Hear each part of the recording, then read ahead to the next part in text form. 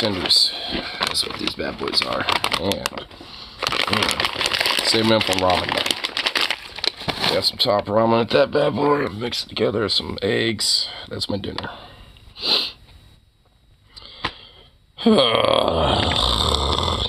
That's how I feel, and that's my vibe tonight. That's how I'm feeling.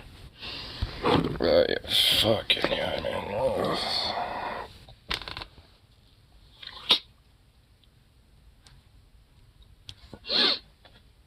I never brushed my fucking hair today, so it probably just... Yep. That shit looks fucking wild right now. Gotta love it. Oh, this shit's been fucking whack today, too. Great. Lovely. Bloody lovely. Alright. Lollygagging. Bum bum bum. Bum bum bum. Bum bum bum. Bum bum bum bum. Dun dun dun. Dun dun dun dun dun dun. Dun dun dun dun dun dun dun dun. Alright,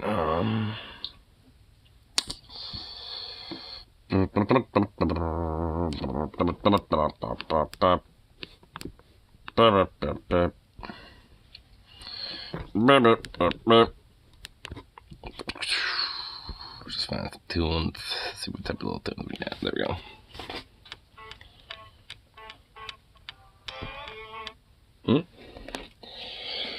Oh, forgot to turn this on.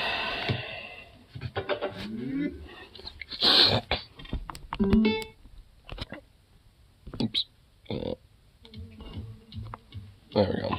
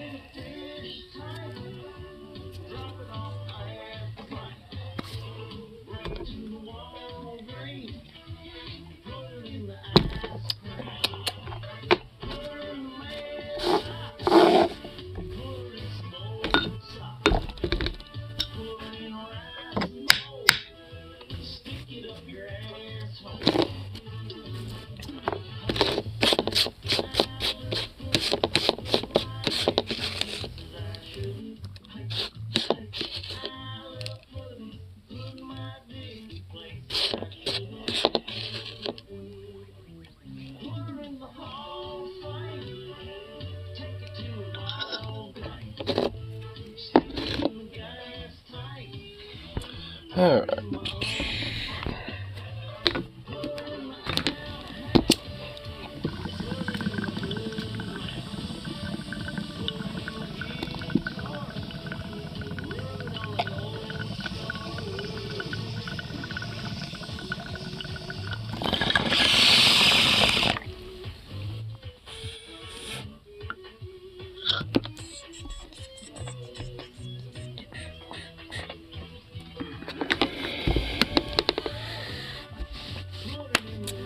Oh man, oh man.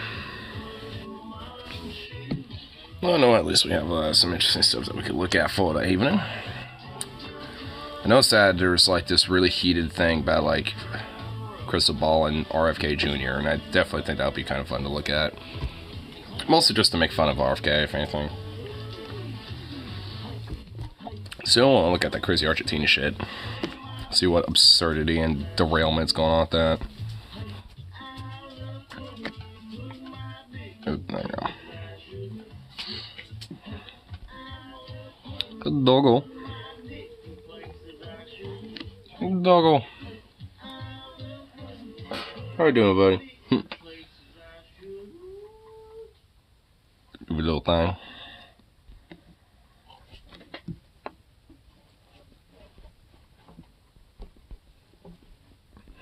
Yeah, doing this real quick.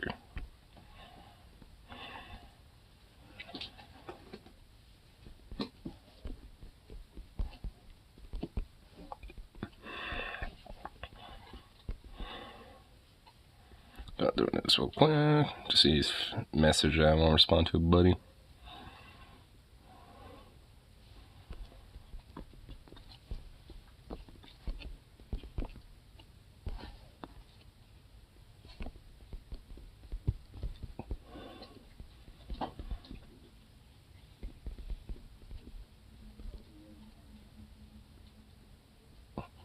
Here,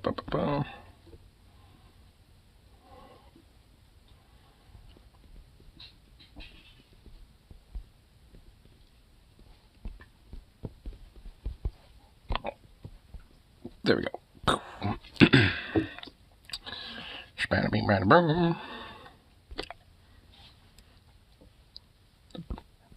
Pull up another little tune or something. At least for now, before while I kind of decompress the old brain. At least for right now. Just work today was ridiculous. During my lunch break, when I was doing my little lunch stream, apparently, like, all the fucking, like, chicken that I made, hoping that it will actually still somewhat be there. I expected it to get kind of wiped out, but not, like completely to the point where it's just literally just, like, nothing left. I think there was literally, like, one fried leg left. And each bag of chicken has 16 pieces of chicken in there, so it's, like, 5 times 16. That's a lot. And I think that's at least like 60 something pieces. There's like 70 something right there, right? Or just right off the dome. You know, so it's like, I mean, how many people came by? It's like, Jesus. Like, cause I guess like halfway through the lunch, that's when it happened, where everything got wiped out, and I'm just like, oh my fucking God, bro. Came back and I basically just made a shitload of it, and of course then it's dead, so that doesn't really get touched at all. So I'm just like, it's like fucking hell. I could have probably turned these fryers off sooner and been done earlier instead of starting on the fryers by the time I like get like all the dishes from the front and have all that. Oh my God, today was just a fucking nightmare. Because one of my closers called in for the week because she hasn't been really feeling well, and her hands have been kind of getting a little fucked up, probably because of like some sort of soap detergent or something in our workplace, probably. And you know, so she's gonna be out for the week, so it's like instead of having 3 people like we normally would, it's just only been 2, and oh my God, it's gonna be like that for like most of the week. And I just wanna like be like, bruh, can I find a way to like, you know, like switch around a day, you know, or something like that? Because there's like, you know, at least, you know, for New Year's Eve, I want to at least, you know, try to go to a show and then maybe hang out with some friends. Maybe let, you know, New Year's Eve punk show be like my last little fucking hoorah, you know, show to go to. Because of Dark Gun and Vignettes and then 1876, that would definitely be a really good lineup, so. Don't know too much about the other bands, though, so. Yeah. So what was that? Silly thing.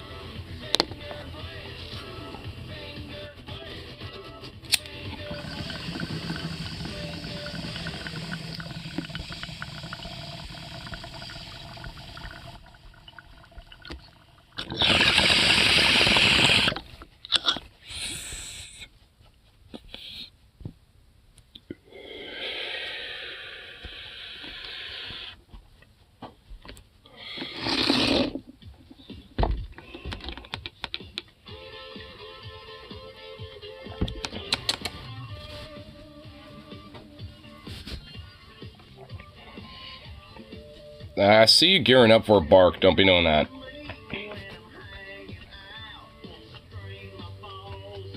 Don't be a goof, okay? Don't be doing none of that bark situations.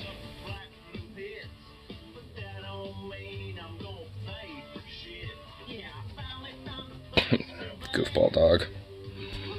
Goofy little goofball dog. Just silly thing, I tell you what.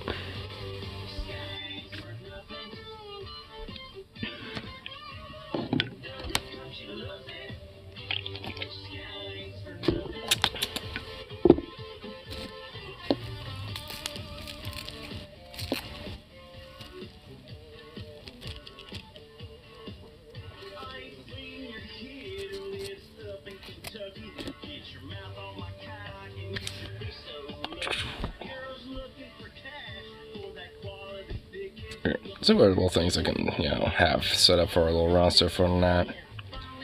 Let's see little things that are going on. Besides two little things I want to look at.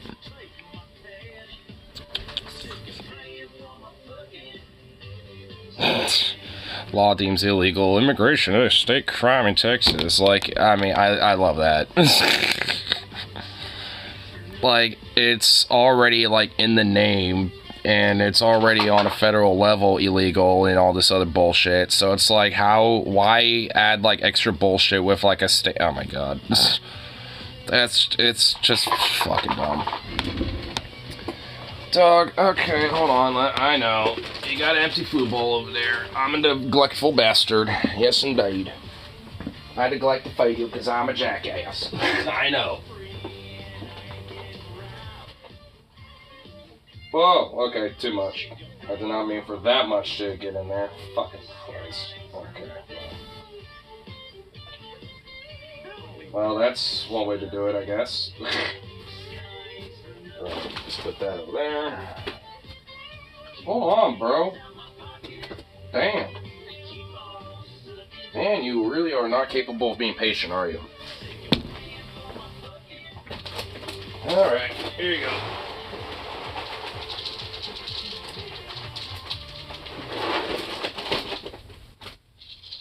Alright, buddy. There you go. Oh, you need some water too, huh? Let me neglect you more and not give you water. You does have no aqua. No aqua at all. Yes, there you go.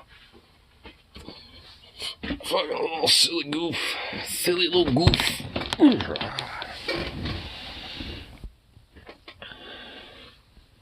My goodness, what a goof. Just a silly thing. Really? Seriously, that's happening right now? I guess it is.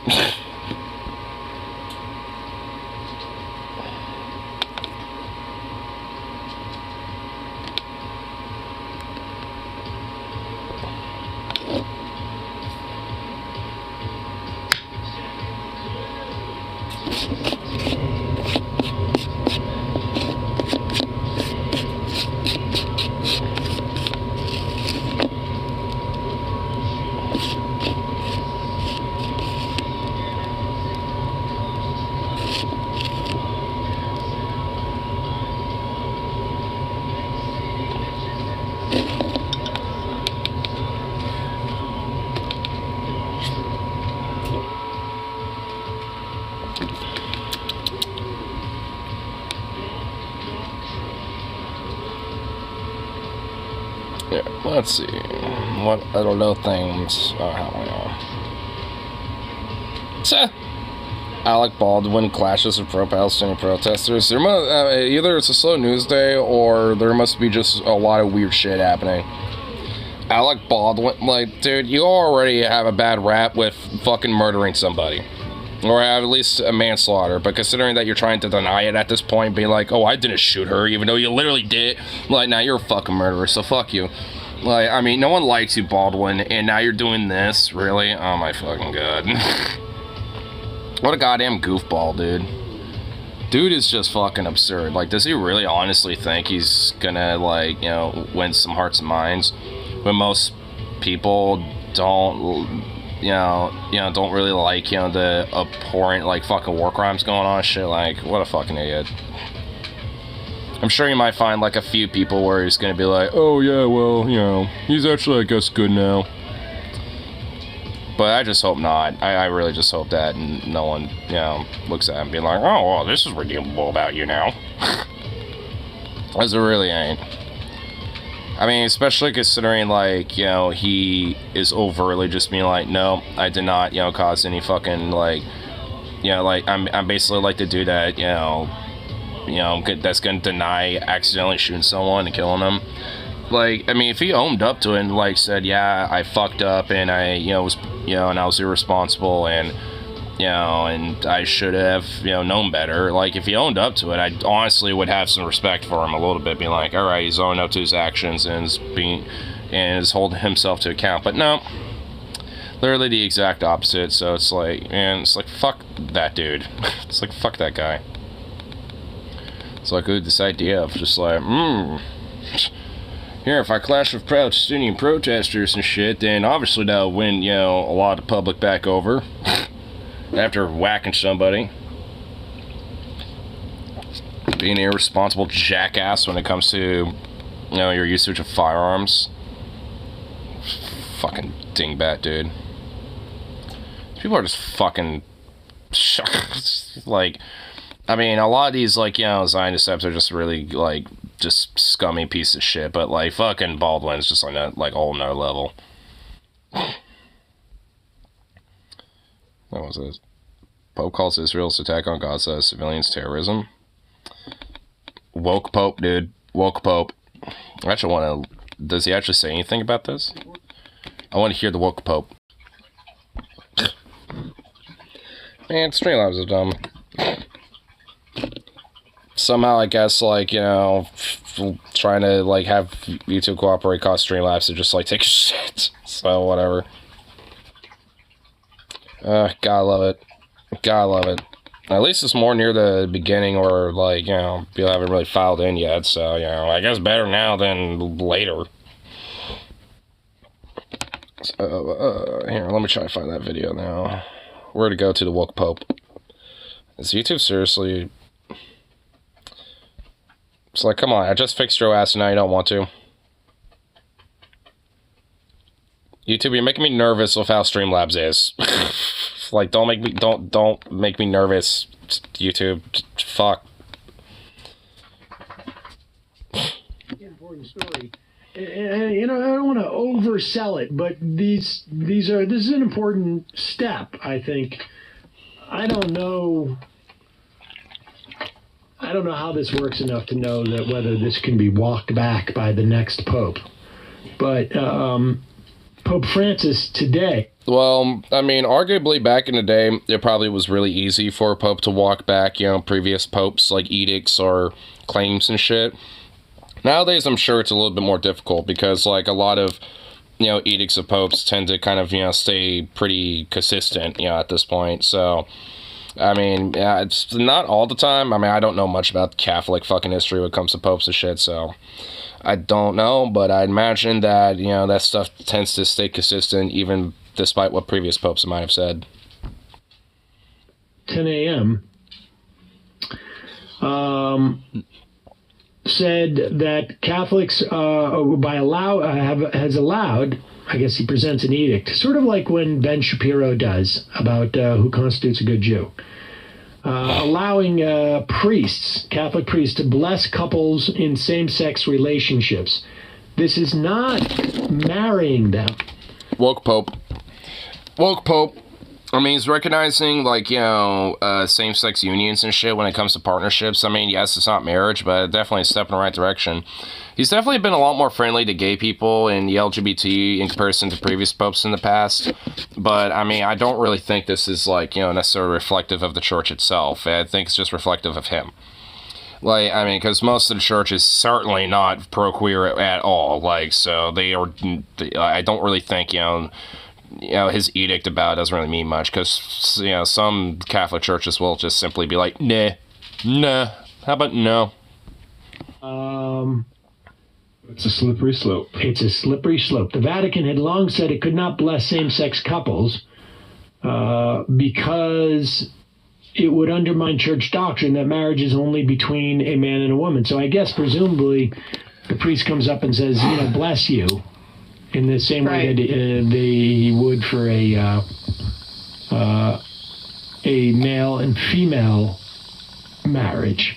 The new rule, according to the Times, was issued in a declaration by the Church's Office on Doctrine and introduced by its prefect, Cardinal Victor Manuel Fernandez. It said that the declaration did not amend the traditional doctrine of the Church about marriage, because it allowed no liturgical rite that could be confused with the sacrament of marriage.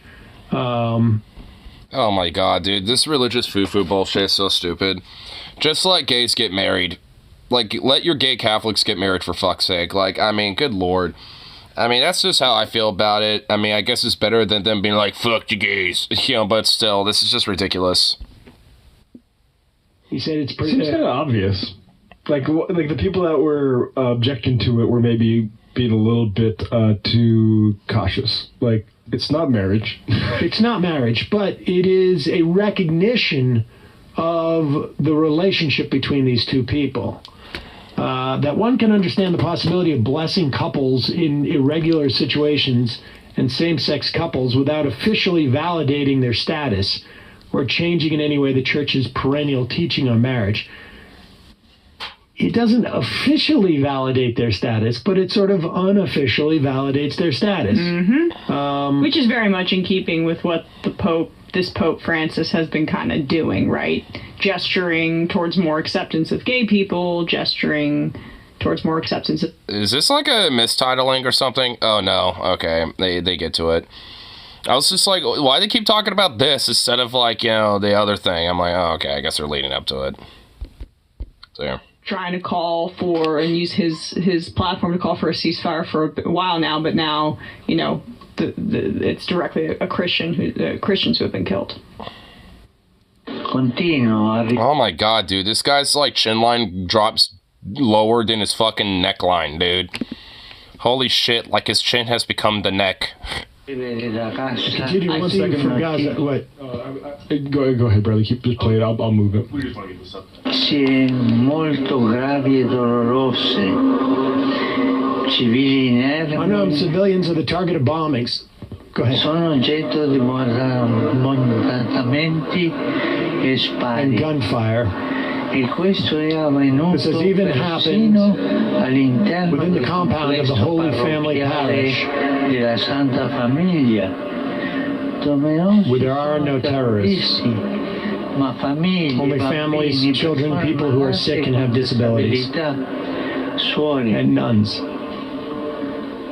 una mamma e A mother and her daughter, la signora Miss Nahida Nada Khalil Anton, Anton e la figlia and her daughter Samar Kamal Anton sono state killed. uccise e altre persone and others were injured by snipers. scelti. That's pretty typical of Israelis to use snipers to basically just like pick off people one by one.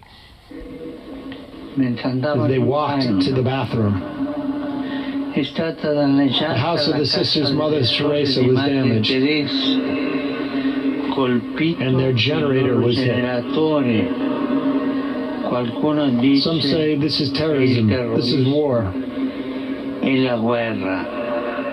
È la guerra. Yes, it is war. È il It's terrorism. Well, he's saying it there. I mean, yeah, after a lot of preamble and lead up.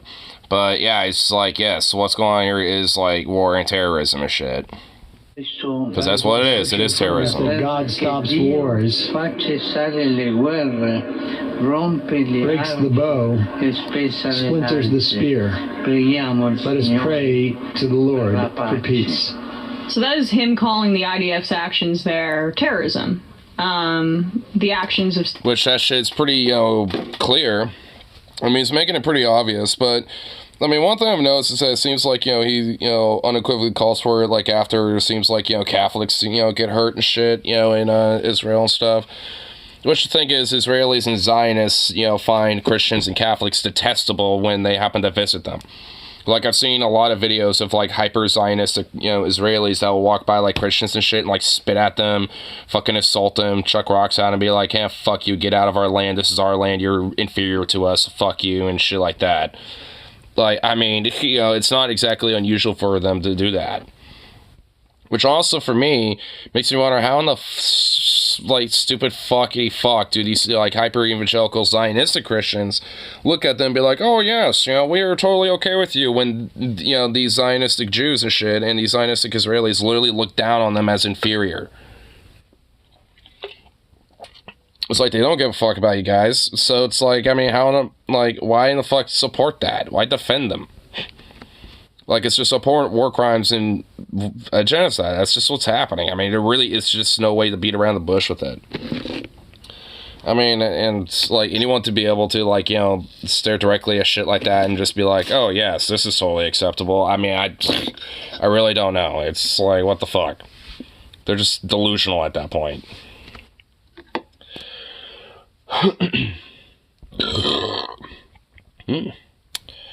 Nice bit. Nice. Nice, I say.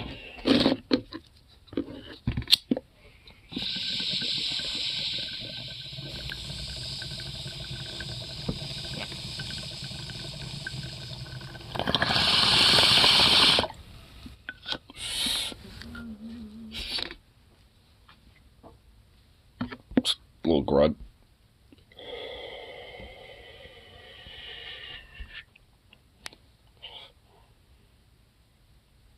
What's up, booty? What's up, little buddy? You little grunt? Little grunty boy? Here, kind of wonder which thing I should kind of like delve into.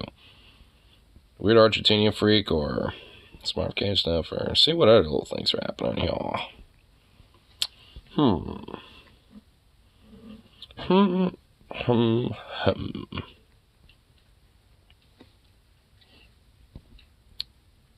A VFI info and a thumb. What is also being the bum? And I'm actually kind of surprised there isn't really that much else besides like some of the stuff that I want to look at a little bit later. I'm honestly kind of a little surprised by that to an extent. Oh shit! There's a ball string. Oh, how do you two not notify me of this? Dude, has YouTube just been kind of shitty with notifications? Like, cause I had to like scroll through the homepage to realize that Paul's streaming. This is how. What the fuck is? You know, when this video. What's it looking at? This video is 10 years old. Oh shit! It started like about an hour ago. Wait, what's it looking at? And 10-year-old video of something? When this video came out, this is when I knew the rich kids, the human hot race Cheetos and was ultimately Takis. doomed. Oh my And god! Certainly, the next generation of children was doomed. I was like, yeah, this is it.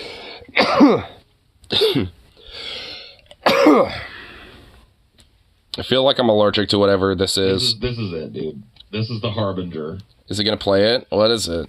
I don't know if I've seen this before.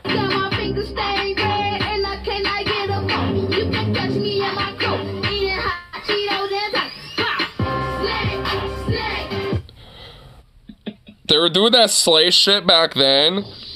Bruh. Oh no. Bruh. Oh my god. Holy shit, dude. The fucking striped polo, bro. Dude, the fucking striped polo fucking is such peak fucking 2010s, late 2000s right there, dude. Dude, I was wearing shit like that. It was the most cringiest, dorkiest, stupidest shit, and I hated it. I mean, I guess I'm looking like a commie Mr. Rogers with the fucking shirt and like sweater, like polo shit. I mean, the bandana's hiding the polo part, so whatever. I guess I can, you know, get a pass. Whoa. But rapping about what really matters, yeah. Yeah, hot Cheetos and Takis, man. Truly what kids care about these days. Well, back then... Extra hot Cheetos are delicious. You know, honestly, doesn't that kind of show, like, how shit's gotten bad? Like, I mean, when back in the day, kids all were caring about were hot Cheetos and Takis, you know, when it came to their raps. Nowadays, they're just worrying about surviving and not getting shanked in the street or something, or shot at school or whatever the fuck. Like, they're worried about all sorts of other shit. Nowadays, it don't even matter. They don't gotta worry about it. They don't need it. They don't need the extra hot. The extra hot dudes. My god. Good fucking grief, man. Kids Bop in the hood, yeah. Kids Bop. Hood Kids Bop. Dude. Oh my god, dude. That Kids Bop shit. Dude, Kids I Bop. didn't know that stuff existed until I was working at the school district. and I had to go into a classroom. It was like a second or third. Dude, it's literally just like covers of pop music in like, but it's kids singing it, and also it's like they made like 20 plus different Kids Bop albums. Like, I mean, I remember seeing advertisements for Kids Bop like 14 and shit, dude. Like every year there will be a new Kids Bop, bro. Like, oh my fucking god, that shit was just cancerous, like in a sense that it was just there all the fucking time. Every year there'll be a new one, every year. Like, they will basically, like, for the first half of the new year, they'll still be, like, showing ads for the old one. But by the time it's, like, July or some shit, or, like, August or September, like, there will be, like, a die-down period for, like, a month or two. And then they'll release ads for another one. Where it's like, oh, here's, like, the next iteration of Kids Bop. It was fucking clockwork, dude. It was just, ugh. Oh, my God. Dude, thinking back on it, that's, like, some anti-nostalgia where it's like, oh, God, I'm glad we don't do that shit no more. I was trying to fix their little bank of computers. And the teacher was like, I guess they were having like a little cool down or whatever after a test, and I don't know what they were doing. She was playing Kids Bop and they were dancing around, and I was like, what the fuck? I was listening to it. I was like, wait a minute. Is that like Stone Temple Pilots that I'm hearing, but kids singing it? Wait, they had one where there was some Stone Temple Pilots? Dude, they had a grunge version or something? Wait, well, hold on. No way. Dude. What? Like, yeah, that's what I'm hearing. Oh my god. I want you to bet, like, Kids Bop basically just, like, ripped different, like, karaokes of songs and just had a bunch of kids sing over it, and then they kind of, like, spliced it together to kind of make it sound a little different, so to speak, and they were just like, alright, here we go, we got an album. It's like, oh my god, bro, oh man. Bruh. Paul, why did you share that? I don't know, that's because I thought about it. Because it's disturbing and it shows the decline of society. That's why, probably. And did it bother you that I shared that? What would you like me to talk about? Hey. What grade were these kids in? Like I said, I think it was like a second or third grade classroom.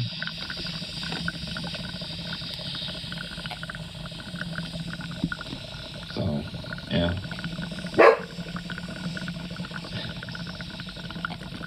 I don't know. Dog. I don't know what band it was that I heard, but I was just like, that's not.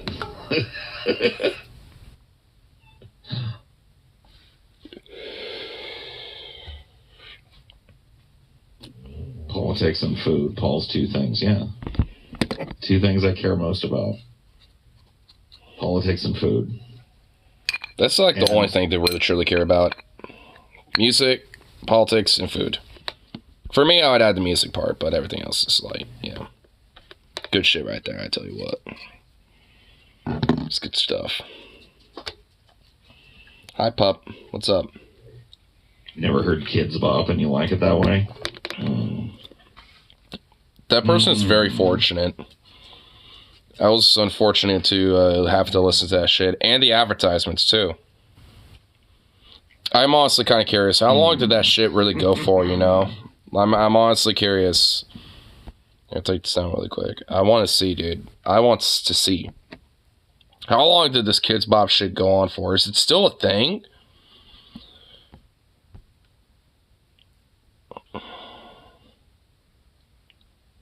Come on, Paul. Okay, there we go.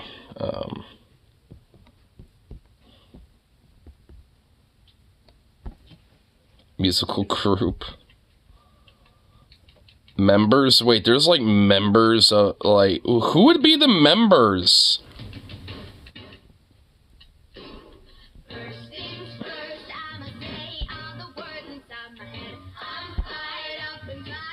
That's not me.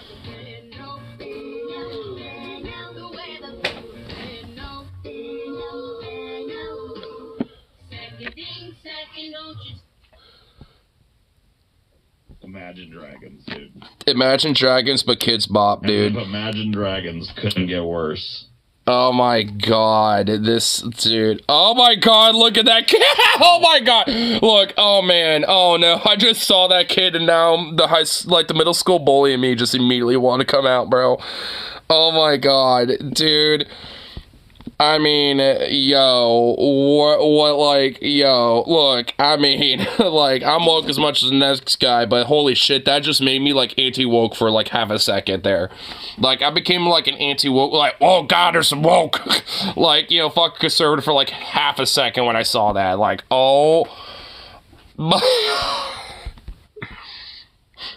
This makes me remember. Dude, this shit almost looks AI generated. Like, this honestly damn near looks AI generated, bro. Like, wait, when was this released? Can I see somewhere down there? Is there a way to see? Can I find is there a date? 6 years ago? God damn it. A TJ quote. Maybe my favorite TJ quote. I mean, it's tough to pick. TJ's a quotable guy. But,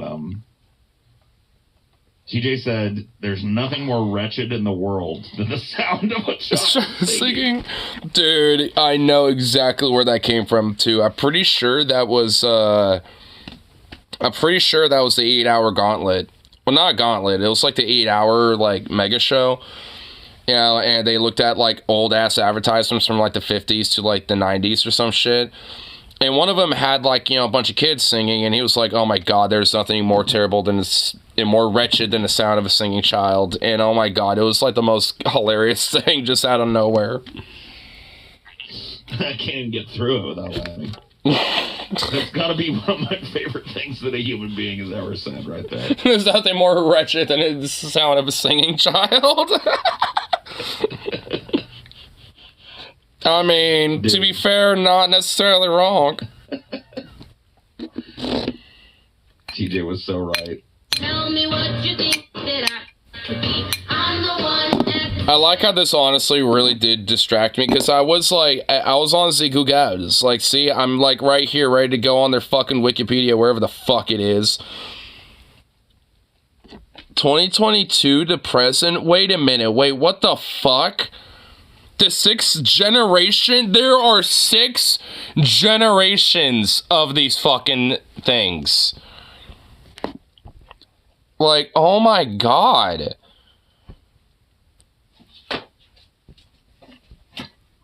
So, yeah, I know you do this every time.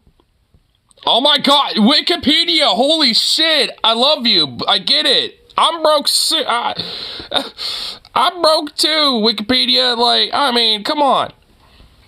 2001? This shit started in 2001. Oh my God, it happened after 9/11. Oh my God, was this like some immediate gut reaction, you know, as a way to try to make a little money or something to recoup from the, what? I'm starting to think, what markets? This is such a limited market. Oh my God. By Racer and Ty co-founders. Oh my God, oh no, tours? There were tours? Oh shit, criticism and controversy. I want to know how many albums there actually. 13, 14, 15, 16, 17, 18, 19, 20, 20,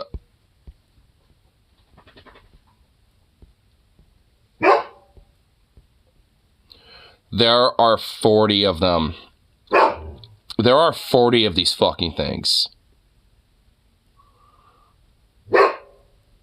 There are 40 fucking albums. Oh my God. And it's still going on to this day. I'm the master of my CEO.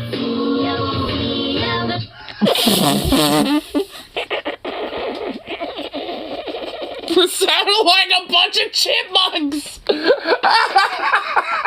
That sounded like a bunch of chipmunks, dude. Oh my God, yo, dude, that just straight up sounded like some fucking chipmunks, man. And they just take pop songs that are popular, and they have like a choir of tweens and toddlers, basically. Like that's kids bop for you. It's wretched. And there's 40 of them, and they're still going on. Why? Fucking wretched. But that's, you know, just now you know. Now you can't say you've never seen it. Oh my God. Oh my God. Ban children. Just ban children from the public. So mad that this video has an actual budget. Oh, dude. Dude, moms buy this shit. Like, moms will buy this stuff and play it in the car. Oh, no. On road trips and shit. Like, this shit is popular. Oh, God. All right, you guys might have gotten a look. And don't cheat. How many views do you think that video that we were just watching has? A few million. Imagine Dragons. 3 million. Believer. Actually, I think it was about like Yes. 6 million. How many views? 6.4 million. I think it was something around there. I don't remember what it said, but I think it was about that. 6.4 mil. Counting.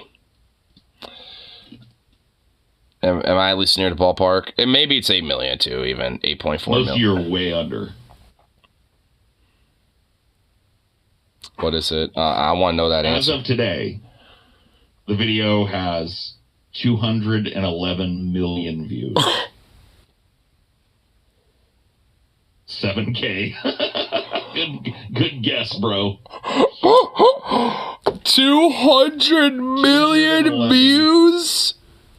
Million views. No, that's just a sin. That's a sin in itself. Stop! No, oh God! I was broken from a young age, taking my soul to the masses, writing my whole life full of views that look at me, shooting me, feeling me, singing from heartache, from the pain, taking my message.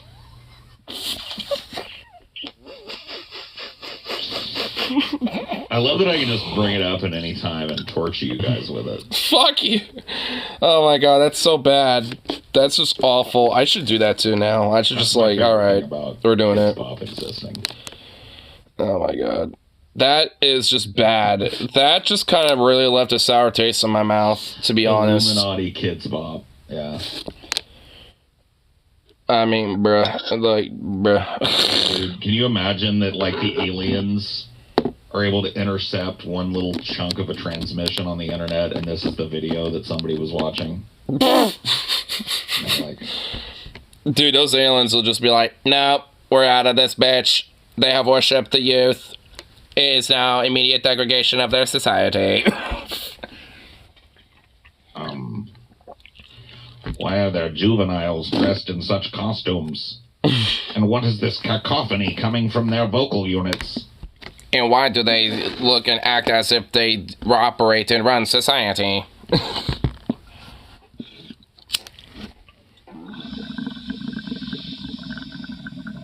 Woke bop. Whatever. It's kid stuff. It's supposed to be bland and uncontroversial. Trust me, those kids are gonna have plenty of time to worry themselves into a fucking fit over the controversies in the world when they grow up. Let them have. Well, I know there's controversies of Kids Bop, apparently. I kind of want to look at that now, honestly.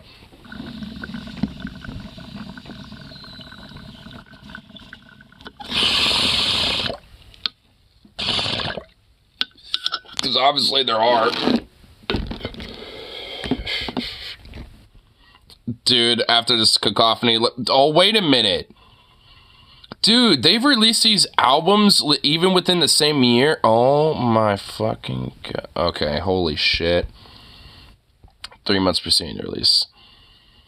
Fallout Dance by Stan Stan says, find out Kids Bop can use the song without the original song's permission, but needed their approval to change the lyrics. Bassist Pete Wentz respond by requesting removal of the cover. Due to song's sexual overtones, Betrays their obliged and re-release track list and eliminate dance stands. I guess that's not really a big controversy. So I started seeing study on censorship, and Kids Bop found that replacing words and phrases in songs does not dissociate the original in the minds of listeners who have heard the uncensored song. And that repackaging is adult music is kids music, does not remove adult themes and or blah blah blah blah. Wait, what's this? Hold on. Christopher Bell, an associate professor in media studies at the University of Colorado, has called Kids Bop an abomination. I mean, you know, I don't disagree with that. Maybe different reasons, but I don't disagree.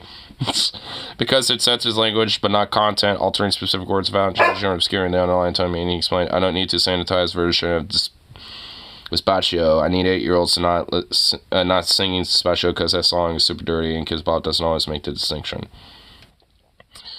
Okay, so, you know, honestly, I was hoping that maybe, like, the co-founders of this whole concept, like that Cleffield and the other fucking dork or some shit, I was hoping that maybe there would be, like, you know, secret PDF files or something, but I guess not. It's just like, oh, there's problem with them, like, you know, mildly censoring things here and there or something. It's like, okay, you know, it's like, whatever. Honestly, that isn't really exactly controversy. That's just kind of like mild criticism that, you know, some prudes have, I guess, but whatever. Fucking fantasy, okay? Let them be kids for fucking, 18 years. Yeah, that's how I feel about it. Throw the unshakable yoke of fucking modernity upon them, please. I mean, no shit.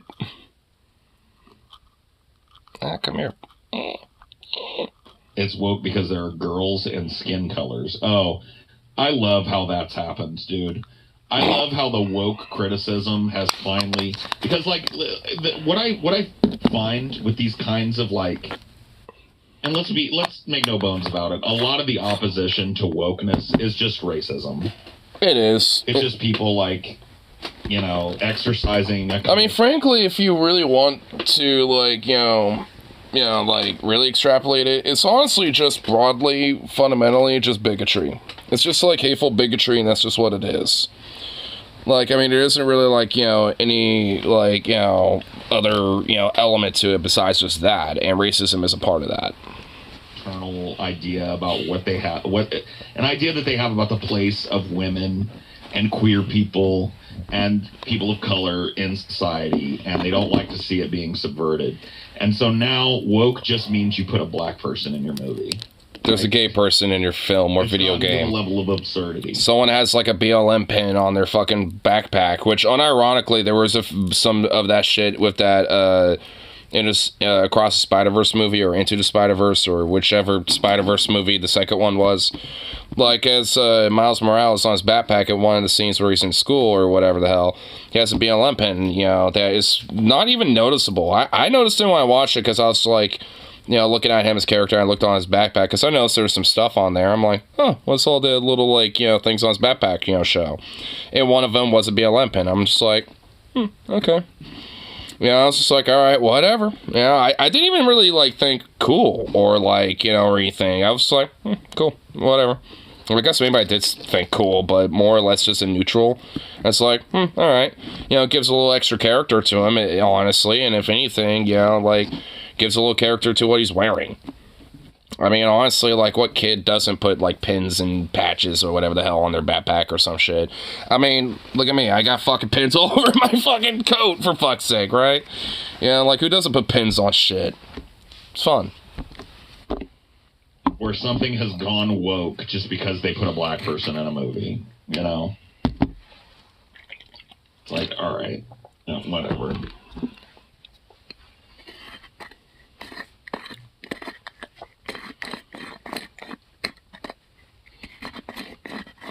Oh, little sleepy boy. There's a sleepy dog over there. So cute. I mean, these buzzwords are not new to the right wing in order to mask just saying what they want to say. Like, they want to say that blacks don't deserve the same kind of societal advantages that the whites do. And they ought to be over-policed and shipped back to where they come from. That's what they want to say. They can't say that because they know it's reprehensible deep down at the core of them. Yeah, it is. But instead of having a struggle with that and maybe overcoming those kind of nasty feelings, they find something else. So one of the big ones used to be, back when I was like a teenager, affirmative action. That's still a thing. You know what? I mean, that's still a fucking huge ordeal when it comes to, like, affirmative action. All these, people just want these extra privileges instead of having to work for it. Which, by the way, like, honestly, especially because it's been such a big buzzword for such a long time and shit, there's been enough data about it at this point. And honestly, at the end of the day, it doesn't really, like, factor in really fundamentally one way or the other when it comes to, like, privileges or success in school or anything like that. I mean, sure. I mean, it helps, maybe get, someone who potentially initially probably couldn't get to the school, opportunity to go there. But at the end of the day, it doesn't really have like a fundamental effect one way or the other on, like, you know, like graduation results really, or like, you know, or any of this other shit. It's just, you know, like, oh, now there's like a couple extra black kids at the university instead of like, you know, 5 years before where there's like maybe 2, you know, or something. It's like, I mean, it's just stupid, benign bullshit like that. I mean, it doesn't really factor in fundamentally one way or the other. It's like, oh, there's a few extra kids at the school that, you know, are black or Asian or Latino or whatever the fuck. I don't know. It's, I mean, I don't really see it as like a whole big thing. Or a really, like, fundamentally big ordeal. Have you ever heard criticism about, like, oh, well, you know, because, like, Asians do really well in school, like, in math and stuff, that means that they actually disproportionately, or, you know, boost it up, so it actually impacts other minorities. And it's like, that's, like, I mean, it's like, one, that's kind of a weird little assumption that, like, just by proxy being Asian, you're just, like, good at, like, you know, different studies and shit, and are, like, you know, some grade A, straight A student, you know, in college or whatever the fuck. Strange assumption, for one. For two, it's, like, even if, like, you know, yeah, at least depending on what area you're in, like, for me, like, there, you know, when I go to college, and I did for a few years, it's, like, yeah, there was definitely a lot of different Asian kids there, and guess what? They were all, for the most part, struggling working class folk like I was. You know, in fact, one of them was my teacher who, like, a couple years prior, graduated, and he was a really young dude. He, like, actually a few years older than me. And, you know, and he had to fucking, like, really bust his ass, you know, to really, you know, like, you know, get to where he was. It wasn't just, like, some clean slate, like, oh, I got perfect straight A's. Like, he was kind of a little bit of a party hound a little bit, and, you know, he was a drinker once upon a time for a minute, and all this other shit, and, you know, yada yada. So he wasn't, like, the most, like, perfect student, you know, or whatever. He wasn't, like, some example to look upon necessarily, but he still, you know, but he still pushed through and worked hard, right? So it's like, I mean, you know, it's like, he isn't like, you know, some weird masterful genius that just like stays sober and is like super disciplined and principled. Like, he definitely wasn't and isn't. You know, it's like, I mean, but it's not like he wasn't, but not in the stereotypical sense of what people think of like Asian people and shit. It's like, because there's a lot of them that like to be kind of laissez-faire and party and shit like that, just like anybody else. Like, I mean, it's like, come on. So it's like, even in that sense, like, you know, because, you know, to bring in circle, you know, back full circles, like, even in that sense, it doesn't have a significant, strong impact. Like, sure, you might have a few kids that, you know, might be more disproportionately, you know, unable to go to the schools, but because of it might be able to. But it doesn't really have, like, that big of a fundamental, like, you know, consequence or positive outcome one way or the other. It's pretty negligible. Like, at least across the board. Maybe there are some schools that benefit from it and some that, you know, have had negating factors from it or some shit, you know. But either way, at the end of the day, it's kind of negligible, even if it is one way or the other. It doesn't have a significant impact. Black people, but I ain't. I mean, it's just, I mean, because all it is just a talking point bullshit. It's just because, like, oh, this was traditionally predominantly more of a white community, and a lot of white kids went to the school, and now there's certainly a bunch of other people here that I don't like. Look, not exactly, you know, white or something. I don't like that. And if you asked any of them, like, what is affirmative action? They would have been like, well, it's this idea that black person's better than white person. It's like, okay. So you don't know. So you don't know what it is. Yeah, most of them don't. I was saying the same thing when it comes to, like, you know, the Asian thing from earlier, because, like, I mean, at least up here in the Pacific Northwest, that's, you know, instead of, like, black people, you know, being affected by it, you know, disproportionately when it comes to what he's saying, it's Asian people. Like, I mean, so it's the same idea, it's just a different demographic. So there's always this stuff. I mean, just being gay was one of them. I mean, this idea that it was just now that the Republicans are getting together to oppress gay people is fucking absurd. They've been doing that for a long time. They were fucking, the gay panic has been ongoing pretty much my entire fucking life. And it mutates into different fucking aspects of society that are popular. But make no bones about it, none of this is new. None of this rhetoric that you're hearing is new. The only thing that unfortunately is new It's these pieces of legislation that are written that often affect one or two people in an entire state. You know what I mean? Like these,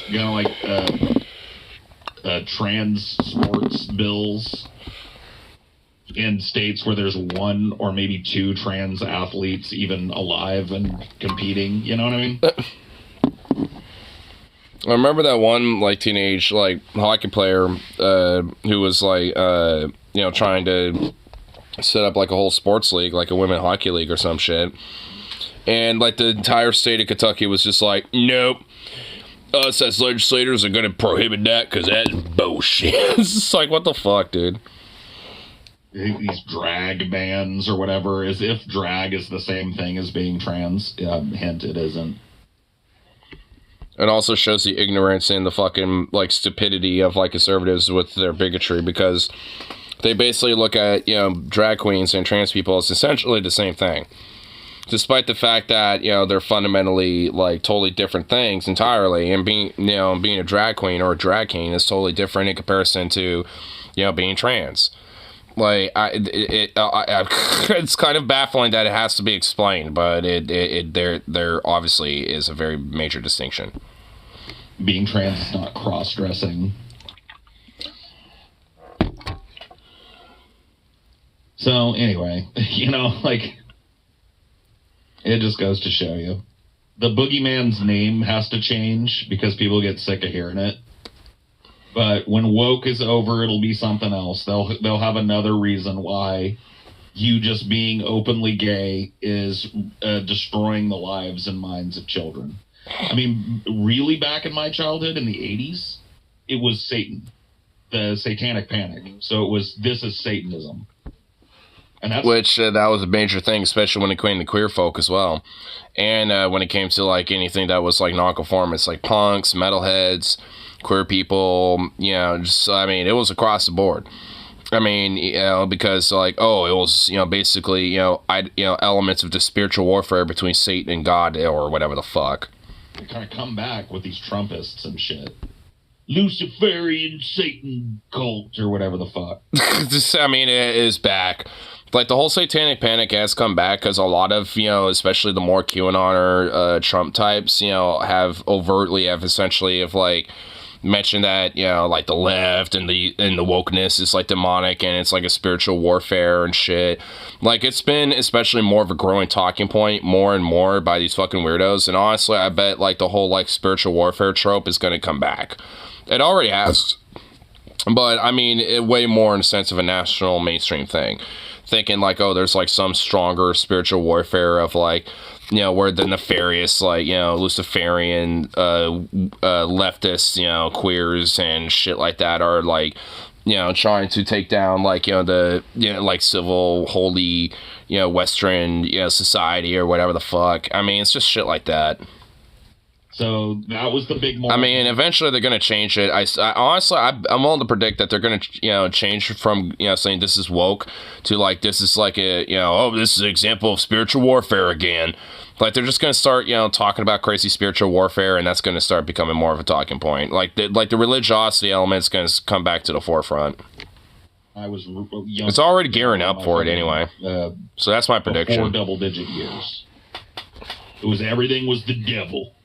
And there's a bunch of devil worshippers running around killing Satanas. That's what I say. Kids, forcing them to be in a cult, and they play these magic cards, and it gets their brain ripe for the demon to infest it, and then they get, you know what I mean? Like that type of shit.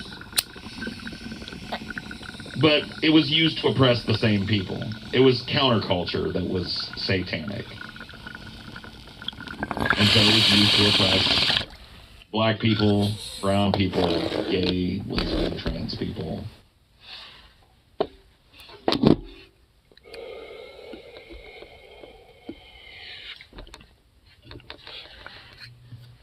So, this whole anti-woke thing has just been like watching an old rerun for me, Feels like it for me too, to an extent, because there was definitely like this whole like, panic, even in the early 2000s, as much as people don't really necessarily realize. because a lot of it was kind of like overshadowed with like, oh, the war on terror, you know, and everyone kind of like, you know, leaded in on that. But there was still like this underbelly of like, you know, panic about like, you know, degeneracy and like, you know, our society potentially getting fractured, and we had to like, you know, stay strong and unified and stuff. So a lot of people also extrapolated that to like, you know, their evangelicalism or their right-wing beliefs and shit when it comes to like being some hardcore patriot, being, you know, God-fearing American and all such shit. So, I mean, it's one of those things where it's like, no, it was very strong then, where it's like, you know, you had like the illegal aliens. That was a huge thing during the Bush administration. You had like, you know, like homosexuality being like, you know, still like kind of a big thing, you know, where it's like, oh, well, it's okay if they have civil unions, but anything beyond that is just abhorrent, and they shouldn't be together, and they should, you know, repent for the sin and blah, blah, blah. Conversion therapy was a pretty big thing, you know, to advocate for at the time. Like, I mean, it's like, it was there. Like, I mean, I certainly remember a lot of this shit growing up. And I find it fucking silly that, like, I mean, there are a lot of, like, you know, lefties and progressives today that don't really kind of, you know, that don't really necessarily realize that in a way. They don't realize that, like, there's a strong, you know, underbelly of, like, this whole, like, panic against, you know, queerness, you know, immigrants, you know, minorities. It's always been there with the right. It always has. Like, you know, maybe they're not like super vocal about it because they'll hyper focus, you know, one variation of that on somebody. Back in 2000s, it was war on terror. Nowadays, it's the woke. So I mean, it's like, it just changes, you know, every so often, but it's always there. It always has been.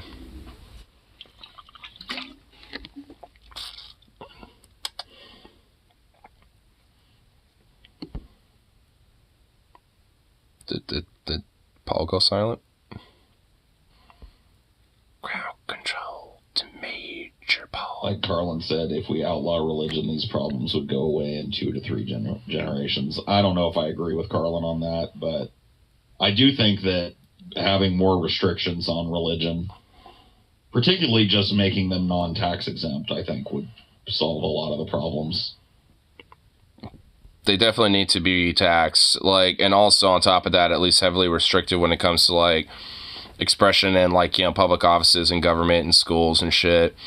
I mean, there really needs to be more of a restriction on like religion, mainly Christianity in America.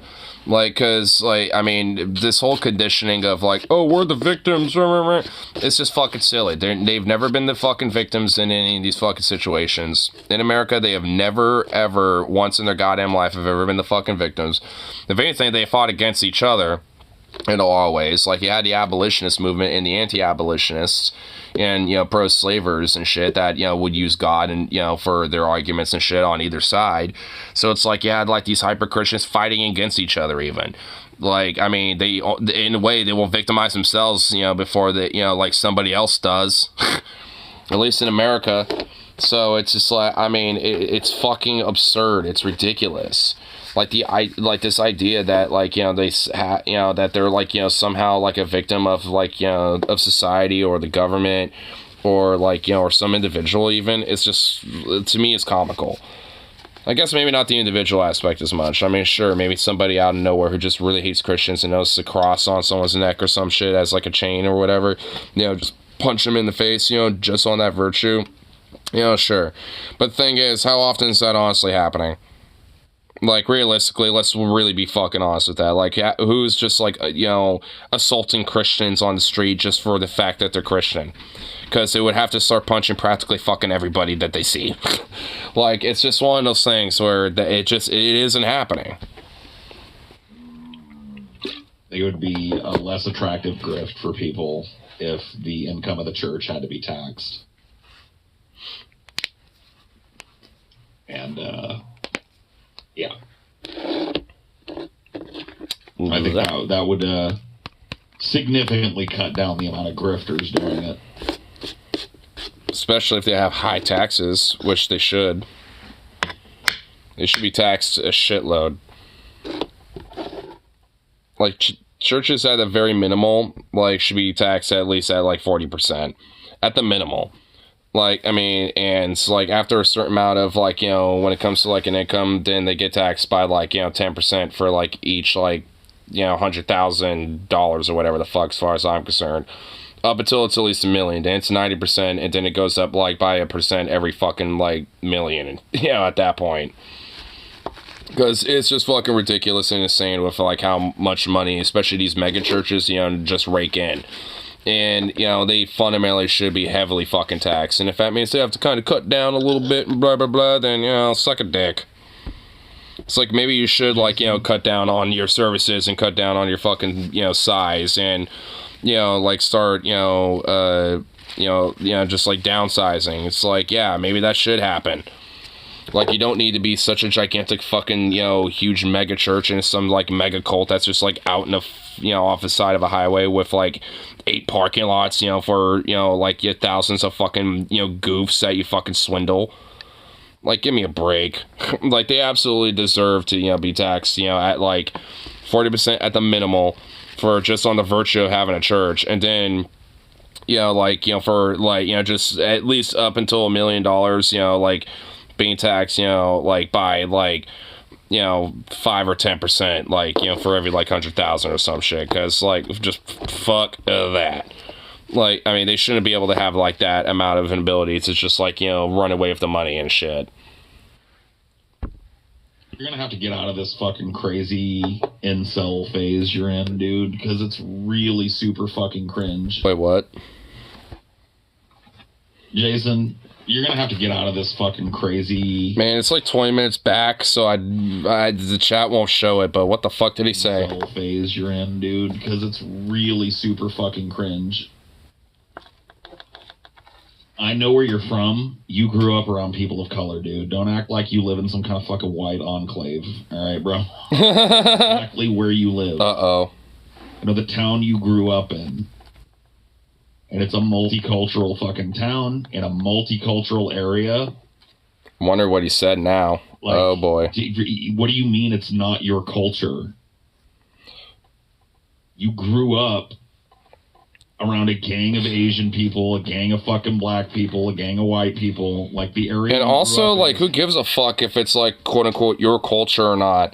There's plenty of things about, like, Latino, like, music, like, ska, punk, and shit like that, that it's not inherently, like, fundamental to, like, white culture, or American culture, or whatever or really, or anything, outside of, like, the origins of the music. But, like, beyond that, like, it's like, you could still enjoy something even though it's not, quote-unquote, your culture. Which also, like, who, since when does culture have, like, a entitlement of, like, oh, yes, this culture is, specifically owned by this, and by these people, these individuals, and yes. It's, like, not inherently. I mean, honestly, especially if you go to different, countries and shit, a lot of places actually tend to be pretty, enthusiastic about, people experiencing their culture, being like, hey, you actually want to check out our culture and, see for what it authentically is. Fuck yeah, here, let's give you some cool cloths. Let's give you, like, scarf. Let's, blah, blah, blah. Like, I mean, what's wrong with that? I mean, it's...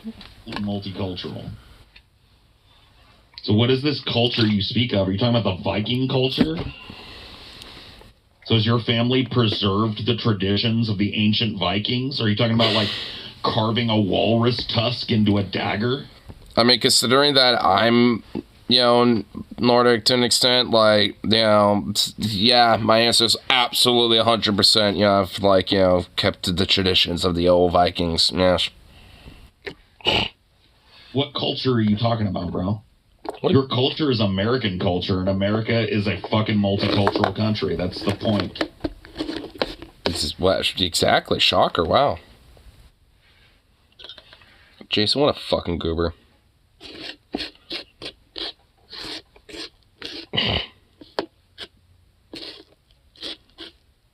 Thought he was trolling or poing. I mean, it's hard to fucking tell the difference.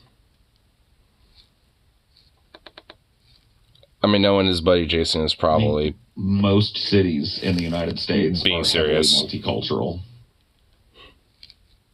Talking about the culture of self-respect, having a job, and not breaking the law, and fighting police.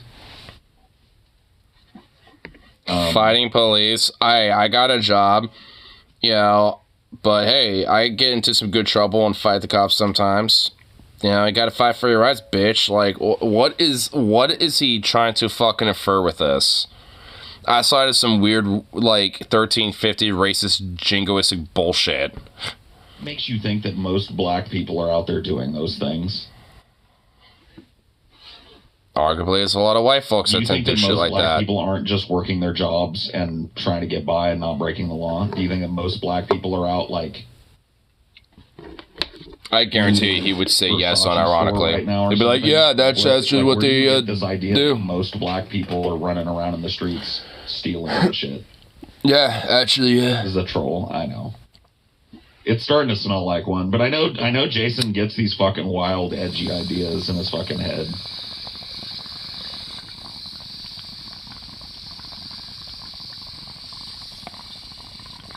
Certainly the topic of rap music. It's a topic in rap music, yeah.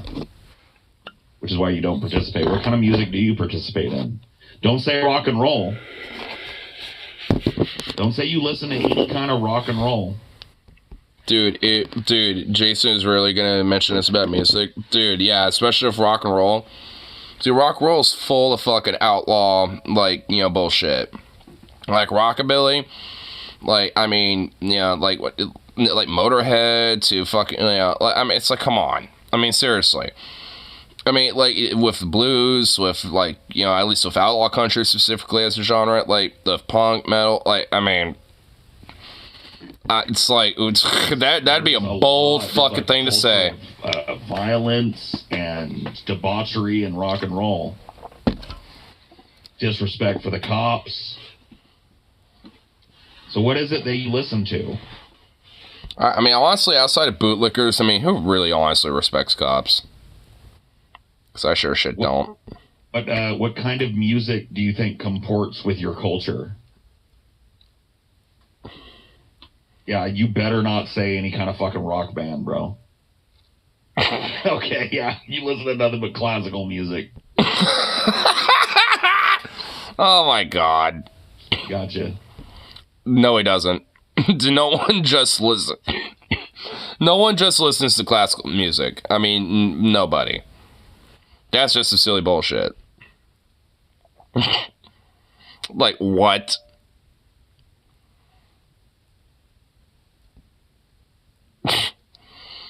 Dude, I'll listen to classical music sometimes, but, like, I mean, holy shit. Like, I mean, that's obviously not the only thing I listen to.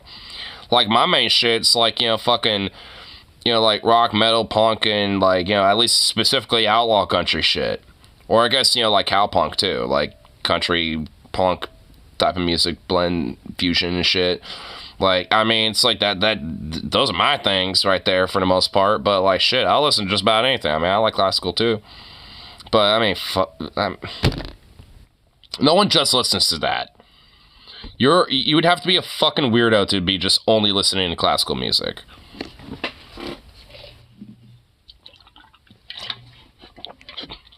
Even my grandma, who can't really handle a lot of, like, music anymore because like, she's, you know, getting to the point of, you know, like, really hard of hearing, so, like, any, like, you know, music, even things like the Beatles, like, she won't be able to truly, like, you know, understand anymore at this point, even though she, you know, really used to, so she basically listens to mostly, like, jazz and classical, for the most part.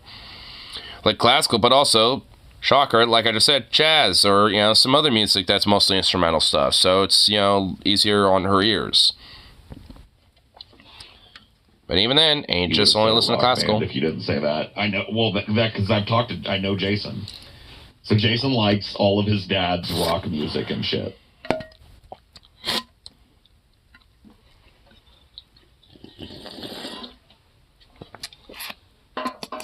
So, oops.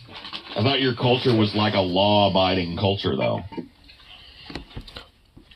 Nah, the only thing that Jason listens is classical music and Jason Aldean, Oliver North, or whatever the fuck his name is, and what else? MAGA rap? Trump rap? He listens to MTG, Max MVP, MTG Max MVP, and then in between that he's listening to like da da da da bum bum bum bum.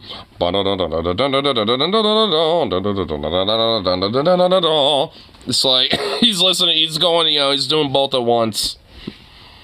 I'm on a highway to hell. Thunder, you've been thunderstruck. Bam, bam, bam, bam, bam. Thunderstruck. Cooler on DP. Cool. You were cooler back in the DP days too. Damn. Oof. Counter roast. You're over here spamming up a fucking channel, dude. Is this fucking 2011 anymore? We gone back in time? Like, are you gonna make me do it? Are you gonna make me, like, go over and turn on slow mode? Like, is that the... Alright. You win, bro. You done trolled me into it. I'm gonna go turn on slow mode. So that, you know, this is not a fucking thing.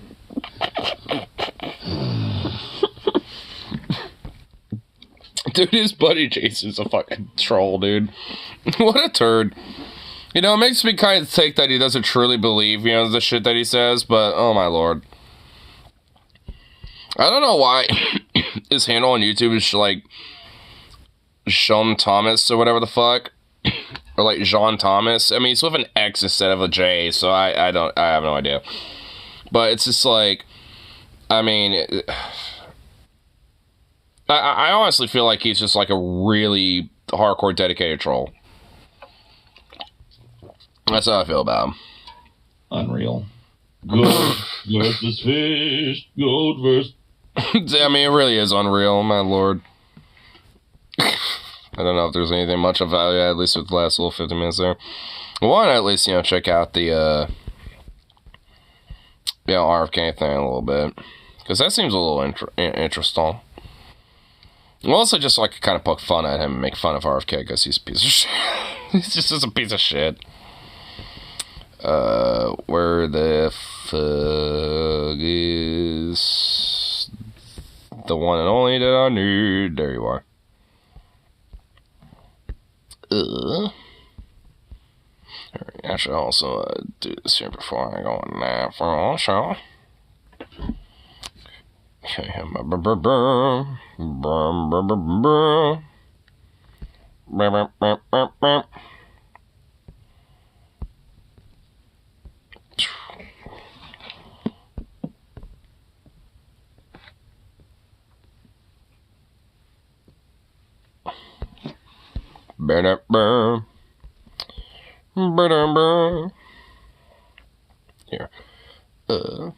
That's my homeboy.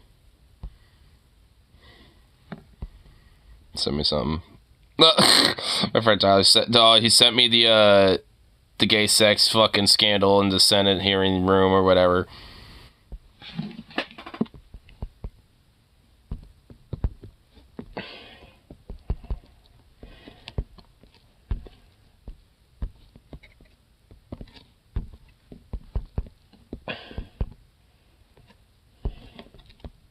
Hold on.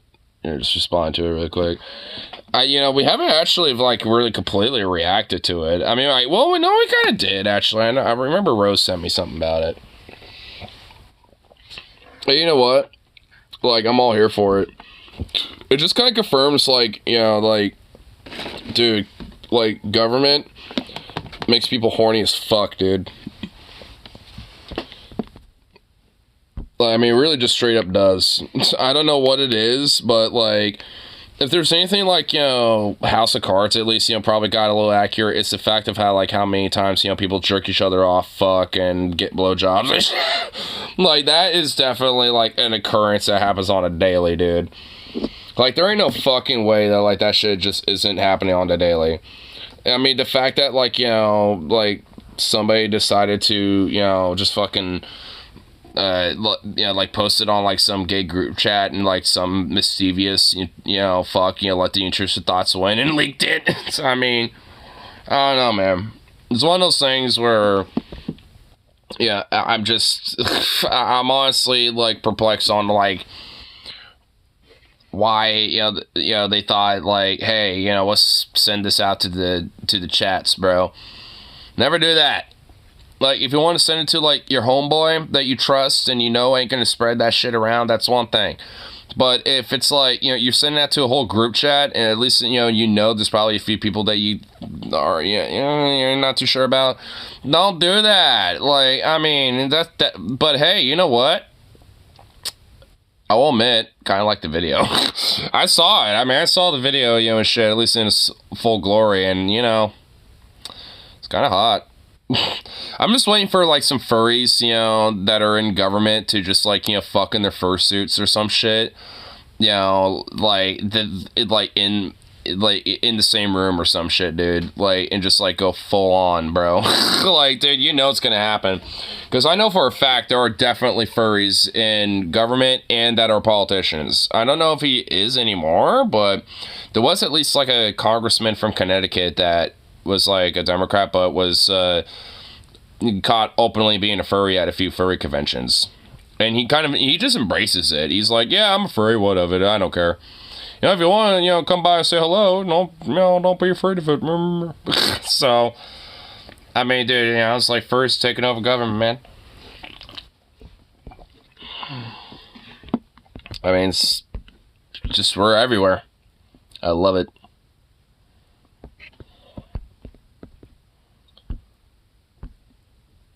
Oops. Just gotta finish. Send a little thing there. There we go. So I'm just looking at the thumbnail. Oh my god, I love the thumbnail of Kyle here too. This isn't technically leaking no damn DMs, but dude, I fucking love it. I love this smile, man. His fucking dude, Kyle's smile says it all. It's fucking absolutely just beautiful.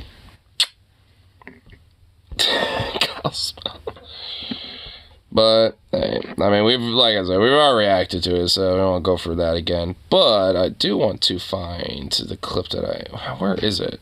Oh, there it is. There it is. It's half an hour. Shit, it is a long video. Yeah, I thought. I was in the shower. You was in the showers. Oh, no worries. You're just, I mean, hey, you got your own life and whatever.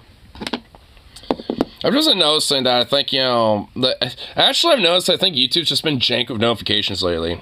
Because I was just, like, checking out a Paul stream for a little bit, just kind of kill a little time, and, like, the only reason why I found out is because I was scrolling through the homepage on YouTube, and I'm like, oh, hey, what do you know? Like, thanks, YouTube, for notifying me of that. That Paul was live. He was live, but I was not aware. So it's just what, it's like, I think, it's just broadly just been kind of jank, and also it's, yeah. I mean, I'm pretty sure my strike is probably like kind of limited to like, how much the algorithm probably wants me out there, I suppose. So that probably is kind of put a damper on things too. Because also there'll always be like some random motherfucker that'll pop in here sometimes and shit. But that hasn't really happened since I've recovered from my strike, so... Well, I mean, kind of. I mean, because I still technically have it on my channel as a mark for right now. As long as I can last until, like, March 2nd or whatever the fuck the date was, where it's like, okay, it's gone. It's expired. Started my replay of Perfectly Legal Batman game. Nice.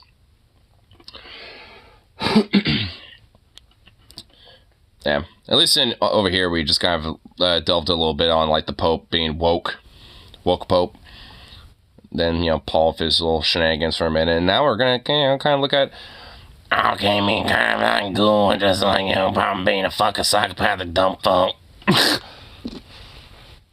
Yeah, it's like you got it's like basically not good and but people with the hybrid mix together, and this is like a fucking crazy psychopath. But just don't this is like basically RFK in a nutshell. There,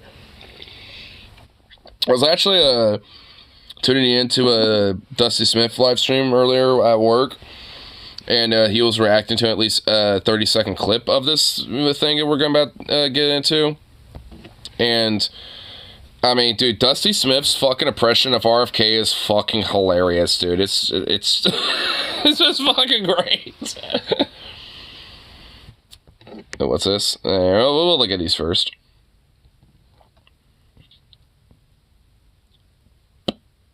True.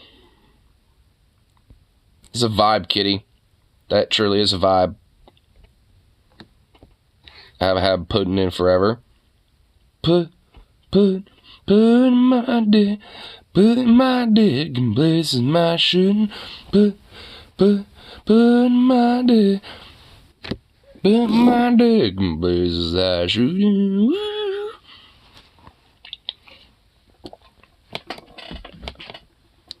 Put it in the ball game. Put it in the Hall of Fame. Dude, this fucking, like, vanilla chocolate fucking puddings look goddamn amazing. Those look pretty fire. Speaking of which, I had, like, when I was at the bar the other night, somebody left, like, this, like, Domino's, like, garlic sauce dip thing. And I was like, I kind of swiped it.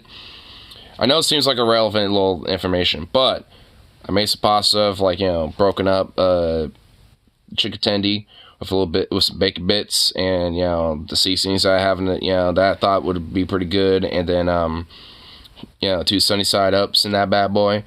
And I decided, I was like, you know, I want to put this garlic dip to good use. So I opened that up, and it was basically just like garlic butter, practically.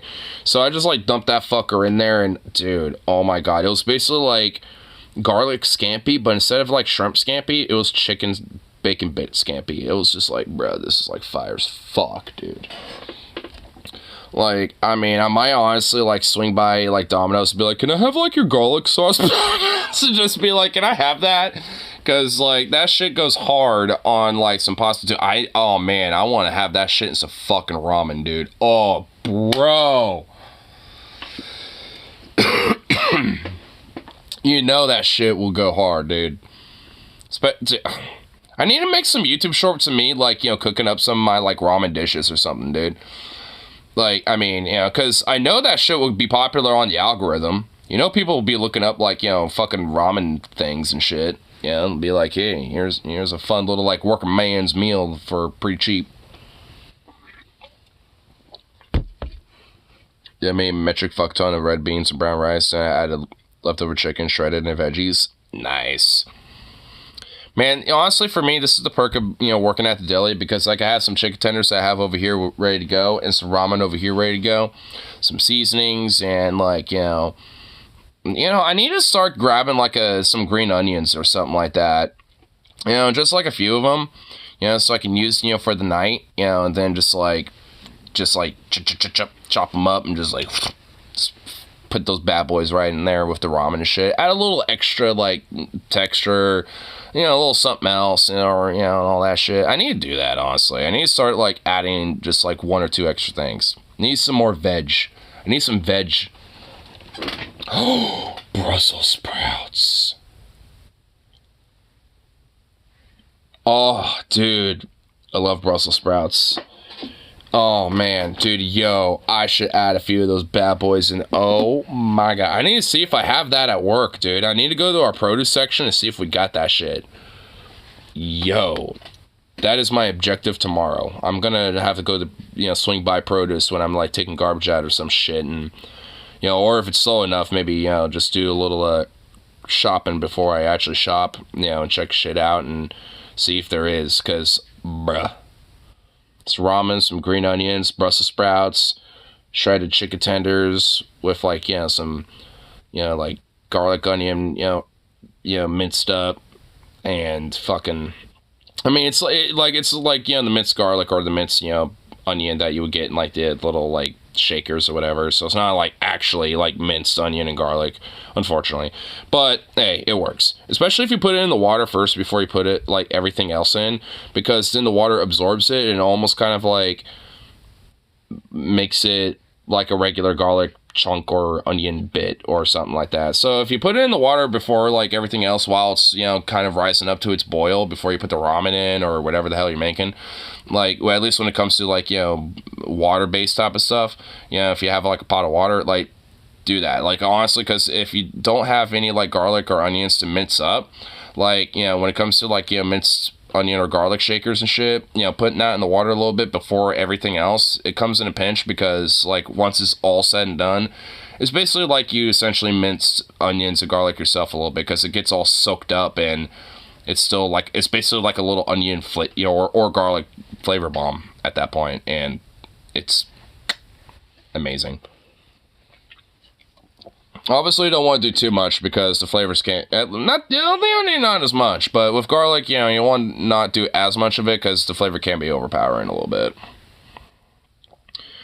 Powder is your friend, just, I don't mean nose candy. Well, yeah, I mean, I actually will get like onion and garlic powder, and then I have like an empty, you know, container that I have like, that says like onion, and then I put it with a Sharpie plus garlic powder mix.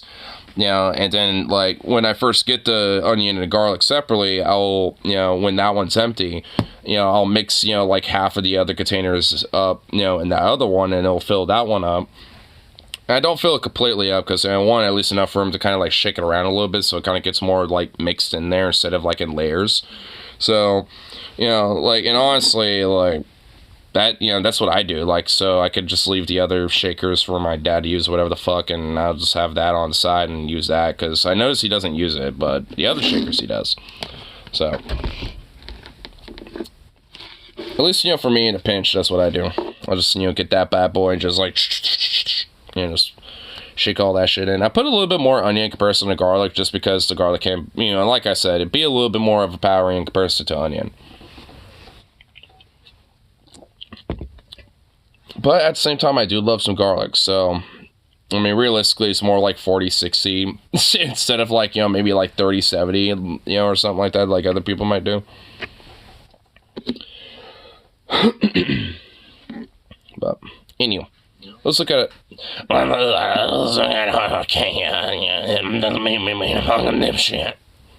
And Crystal being a fucking dummy mommy. Alright, y'all, let's have some fun. Wife got... Whoa. Okay.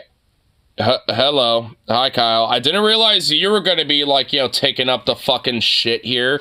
I thought this was, like, a whole fucking, like, clip in itself, but no, here you are. Oh, well, hi. You know, I actually sent, like, a super chat to the Leftist Mafia podcast, like, while Mike was around still, because they were talking about, like, Kyle during, like, their super chat section. And, I mentioned, it's like, why does he have this whole blue aesthetic? Because it, you know, kind of looks like it has, like, that Blue Lives Matter thing with this fucking flag. You know what? Mike Figueredo had the audacity to be like, I kind of like the aesthetic, though. It's like I overtly mentioned it. I mean, because, I mean, look at it. It kind of does almost a little bit. I mean, he's kind of hiding it, because I feel like, you know, he's gotten the critique. I mean, because I mentioned it should be green. And you know what? If he doesn't want to make it green, make it like a red. Like a pink, a purple. Like, not blue. Like, it doesn't fit with that America flag in the background. It is wife guy time. So, Crystal... Wife guy time. Oh, my God. Spoke to, or interviewed RFK with Sagar here.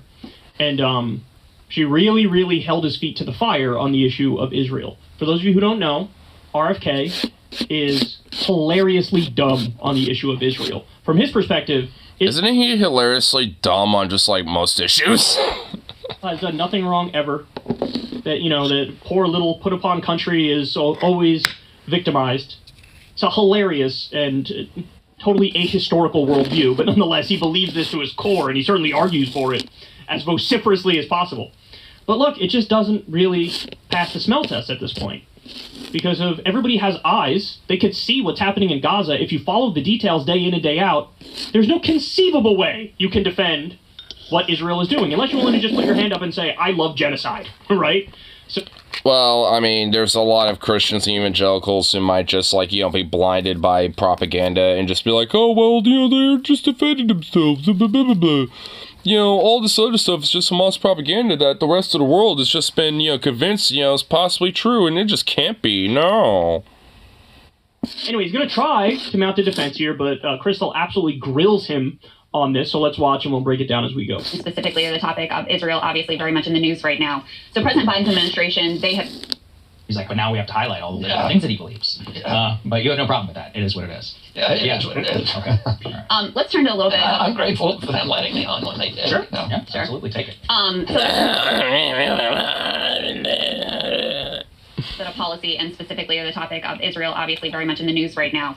So President Biden's administration, they have said that they have no red lines for the state of Israel and their conduct in this war. Do you have any red lines for Israel? Well, the red lines are that you don't deliver. You do everything you can, which I think Israel is doing right now.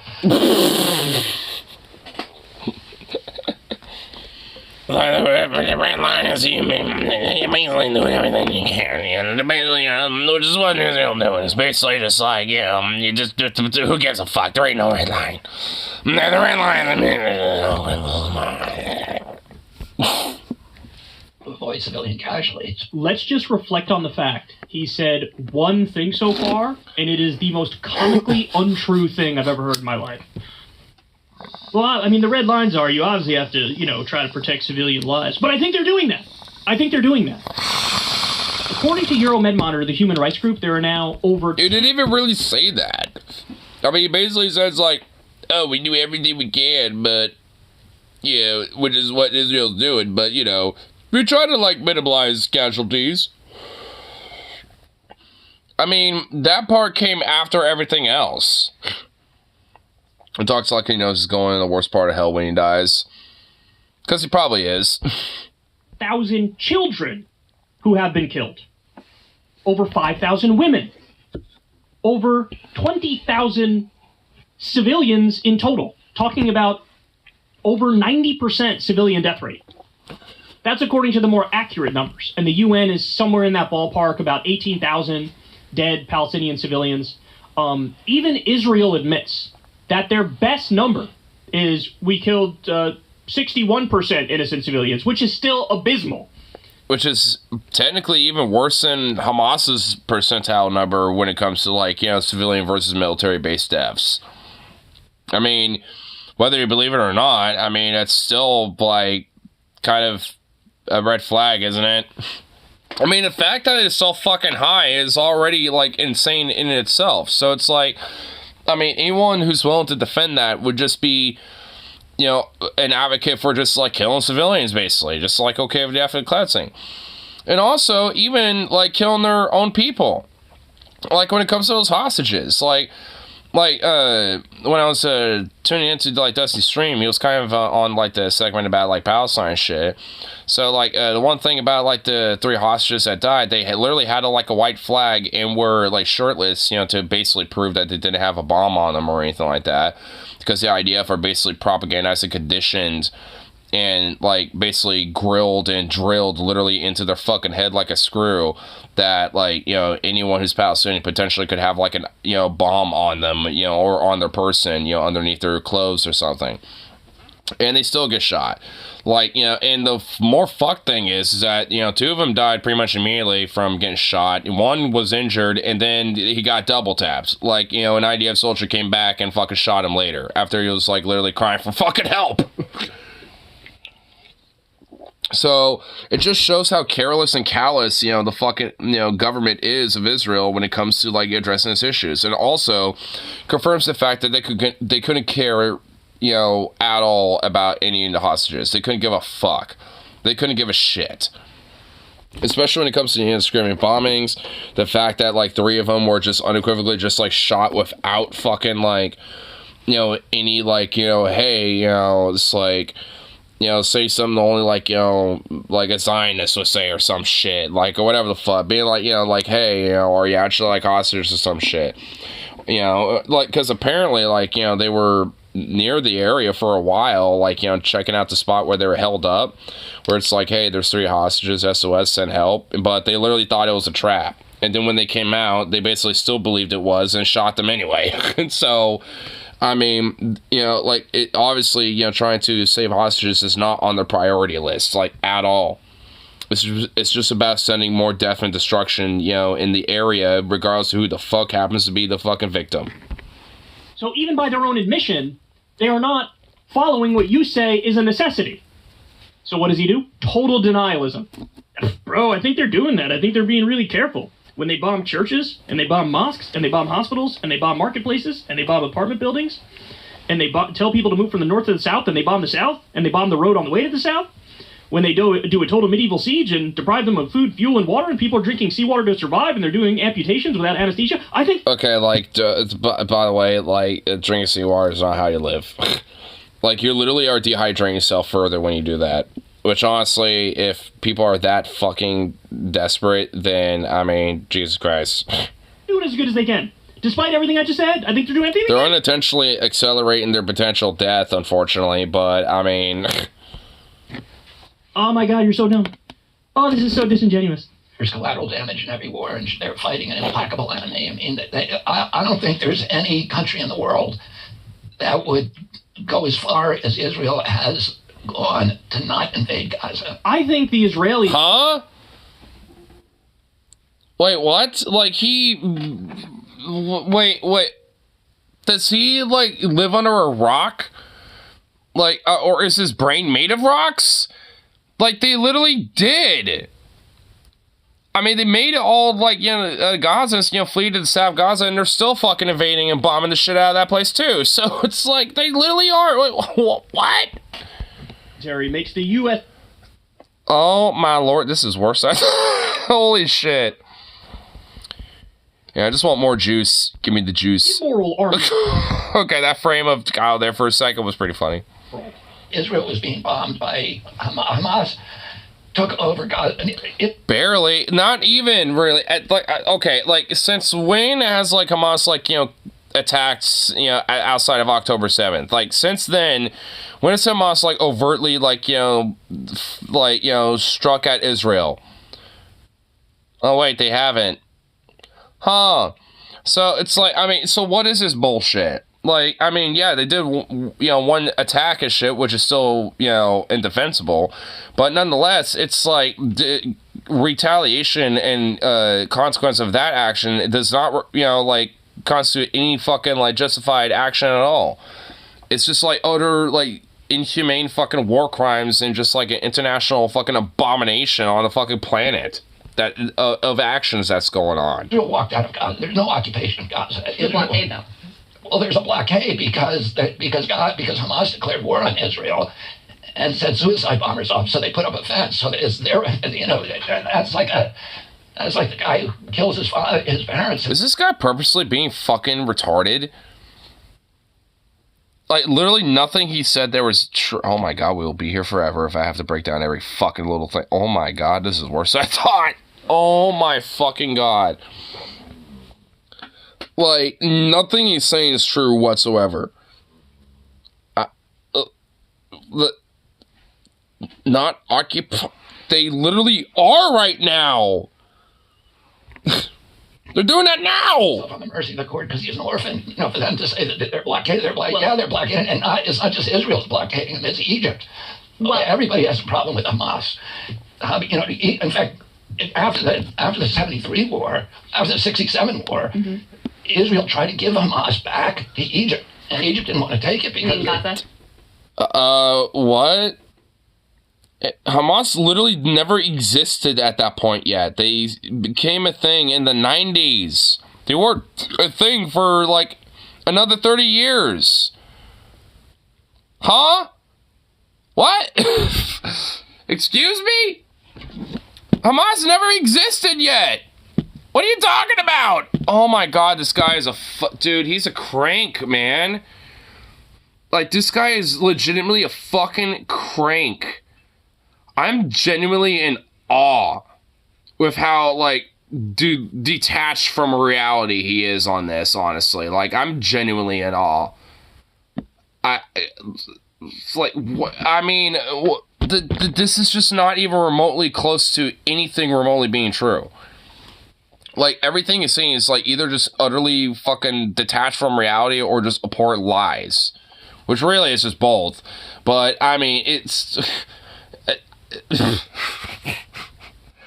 like I said, if I had to break down every little fucking thing, even for, like, the general layman understanding that I do have on, like, you know, the history about this shit, like, I mean, even we literally would be here until, like, you know, fucking, like, 3 a.m. or some shit. Like, I mean, you know, and we would barely be, like, halfway through the video. Like, oh my god, you know, honestly, at this rate, I don't even, I was thinking, you know, we'll probably check the whole thing out, but, you know, we're definitely going to be skimming around at this point, because, oh my god, like, holy shit. Like, I'm gonna genuinely lose brain cells over this. I mean, guys, sorry, guys, back to Egypt. Egypt didn't want to take it because of the, you know, the high level of religious militant Islam.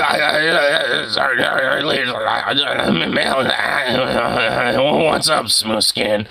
I'm very jittery because I'm withdrawing on some jet. It's like, I mean, dude, holy fucking shit. Sound like a goddamn addicted, you know, jet addict ghoul from Fallout Munch there, freak.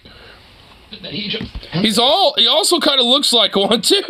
A threat to its own government. But let me just finish. Sure. Israel, Hamas took over and... Shut up, Sagar. How's it say? Like, it's nice when you're not saying anything. I don't want to hear you say, oh, let me finish. I don't even care if you're... Shut the fuck up, Sagar. Right. And they immediately started shelling Israel. With bottle rockets that do absolutely no damage, and the reason why they're shelling is... And also, there's the Iron Dome, which basically immediately obliterates the fuck out of those things before they even, like, start falling back down on their target. Like, yeah, I mean, it's... Like, there's... I mean, holy fucking shit, dude. Like, the actual detached fucking, like, reality that he's invented in his head is honestly psychotic. I'm honestly kind of impressed, but shocked and kind of speechless, honestly, to an extent. And you know what? Yeah, like I said, we're stupid. Oops. Like I said, we're definitely skipping around on this shit, because, like, holy fucking Christ. Wait, hold on. Wait, hold on. Okay, so... Wait, hold on, what was going on there? Hold up. What's Kyle doing? Cleansing! Israel's done nothing wrong, they're like the Boy Scouts! They're the Boy Scouts! The Washington Post... Okay, that was out of context, but okay, I did. Man, we need some more Kyle out of context. That was just like a random Kyle out of context moment, and holy shit. That was random, but good. Man, I want some more Kyle out of context. We need more of those. Kyle, you need to upload these again. It's just no one made compilations lately or something? Because honestly, I've noticed every now and then there can be some fucking fire Kyle out of context clips. Like, I mean, we need them. We need them back. Why has it been forever since we've had those? Screen, guys, this is the second element. R2. The Washington Post just reported that Israel dropped U.S. supplied white phosphorus in an attack in Lebanon. They did it. They did. Lebanon too. Wow, calling me shocked. Lebanon too, which I'm pretty sure it's like an overt like declaration of war against Lebanon. I mean, like, dude, like, I mean, are they on, like, is the Israeli government really just trying to egg on, like, World War III? Everyone thought, like, you know, the Russia-Ukraine war was gonna be it, dude. Everyone thought that's how World War III starts, you know, but it's like, nah. Dude, you wanna know why, like, so much of, like, you know, these crazy, like, apocalyptic or, like, you know, fucking revelation, oh, you know, just whatever the fuck, you know, when it comes to, like, you know, the whole, like, oh, end worlding scenario, wanna know why so much of it kind of revolves around, like, oh, it starts in the Middle East in one way, shape, or form, depending on what fucking scenario people make up for their fucking fiction, you know, LARPy fanfic novel or some shit? It's because, like, I mean, there's kind of a reason for it. I mean, like, a lot of resources and shit that, you know, especially when it comes to things like oil and stuff, a lot of religious fucking holy claimants, you know, when it comes to like Christians, Jews, and Muslims and stuff, when it comes to like religious like holy sites and all this other bullshit. I mean, there's all sorts of different things. Like, I mean, I'm pretty sure, like, you know, if World War III were to start, it'd probably be in that fucking region, to be fucking frank with you. Like, I don't think, you know, like, you know, the eastern countryside of Ukraine is where it's gonna start. You know what I'm saying? Like, I mean, that's just my opinion. Like, as I swear to God, like, Israel as a government, like, I mean, considering our tie with Israel, is really trying to egg it on, dude. And frankly, like, if shit, like, I mean, in the hypothetical scenario, if shit somehow escalates and pops off because of this fucking, you know, shit right here, like, I mean, I think the responsibility directly, you know, is on the hands of Israel and the United States. Like, directly. I mean, yeah, it's like, because this, you know, because an escalation to that level could have easily been prevented from the fucking start. So, I mean, you know, like, I will have no fucking, you know, quarrel when it comes to people being like, oh, well, you know, the hands tied, this and that. It's like, no. It's like, fuck that shit. Really humanitarianly, Crystal. When they dropped the white phosphorus on civilian populations, which is a war crime, they meant it very humanitarianly in a hunt for Hamas kind of way, even though there is no Hamas in Lebanon. A way that is inconsistent with the laws of war, directly impacting a civilian population. Are these, now you might say, look, I mean, there is Hezbollah, but, I mean, they're also not Hamas. Maybe the report's in dispute, maybe we need to go and investigate, but is this or any other... I mean, the thing is, not only are they like a paramilitary organization, I mean, they're also like a political party and like an element in a wing of like the Lebanese government. I mean, so they're not necessarily just like some sort of like terrorist group. I mean, they're actually like, there's certainly a very strong wing of Hezbollah that arguably is for sure. But, I mean, there certainly are a little bit more than that. Like, I mean, so, like, and arguably, like, Israel sees them just as much as an enemy in comparison to, or at least, you know, just as much as, like, you know, as Palestinians, basically. So, I mean, at the end of the day, it doesn't really matter, which is why I think, you know, they're trying to fucking egg it on. And honestly, I guess, you know, see how far they can really push this shit. They've done a lot of mowing the grass, you know, tactics, you know, for quite a while. But I guess, honestly, at this point, I'm guessing they're trying to see how far they can really take it before, you know, like, they push, you know, the buttons. Because I guarantee you, once, like, enough, like, you know, Western governments, or even if the U.S. starts, you know, getting a little bit more, like, you know, strong arm about it, they're going to immediately be like, oh, well, they're going to immediately start backing off and then just, like, you know, let shit just, like, rest for a while before they do it again. And probably even more acceleratory. I mean, you know, that's kind of the problem, especially when it comes to the relationship with the United States and Israel, especially with Israel being our client state. Like, at the end of the day, it's a, you know, like, it's a fundamental problem, because even if there is, like, a ceasefire and, like, you know, like, at least, you know, some sort of solution with this issue, like, unless, you know, the government of Israel and our relationship with our, you know, with that, you know, government being our client state changes, it's just going to happen again. And it really isn't going to stop. So it's like, I mean, it's really just, at the end of the day, one of those things where something's got to fucking give, basically. And, you know, and honestly, I don't know what really has to, but, I mean, fuck, something's got to. Israeli conduct in this war? Is this something that you think should be investigated for potential violations of international law? Again, if Israel dropped white phosphorus on civilian populations, which they overtly and unequivocally did, and I guess, you know, not just once, but twice, and frankly, multiple fucking times. So, yeah, they it's just objectively factual they did, so.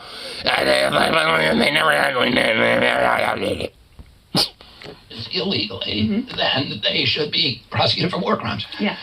But I don't think there's... Oh, but we're not actually going to do that, are we? Strong especially considering that it was manufactured here. I hate the fucking fact that, like, my taxpayer dollars goes to this shit, dude. And I hate the fucking fact that, like, you know, like, you know, American-based jobs, you know, basically, you know, a lot of them go into shit like this. It's like fucking hell. Like actual, like good, jobs that could be American made, get outsourced, and the fucked ones, stay at home. When it comes to like making bombs or making, fucking, boondoggle, like, fucking just like, like money laundering schemes like the F-35 or some shit, like, and all this other garbage. It's like, I mean, yeah. Let's have a bunch of American-made jobs for that shit. Not for like, chip manufacturing or like revitalizing infrastructure. Yeah, none of that. Now, fuck that shit.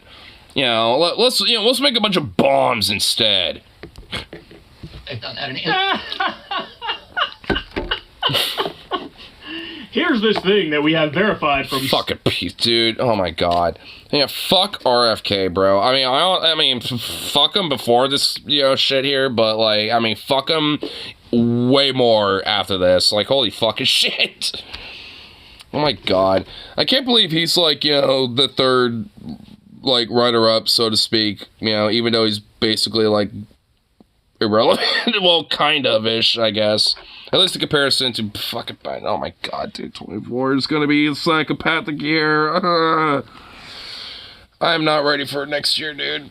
I'm not ready. Honestly, dude, we're gonna be looking at like, around this time at 2024, and we're gonna think 2023 was fucking Care Bear Land, and we're gonna want all this back, dude. We're gonna want this year back. Why does it feel like every, like, year, it's like, man, I wish 2022 was back. 2024 arrives. Like, man, I wish we had 2023 back. It's like, oh my god. Oh no, it ain't get back. Oh my god. Well, I guess we're just along for the ride. Gotta ride the wave, huh? 18 different news agencies, and we have video of, and we have direct evidence of, and we have people that are injured as a result of it, and this war crime is indeed a war crime, and it is bad. What say you? If that happens, it was bad, but I actually don't think that happened.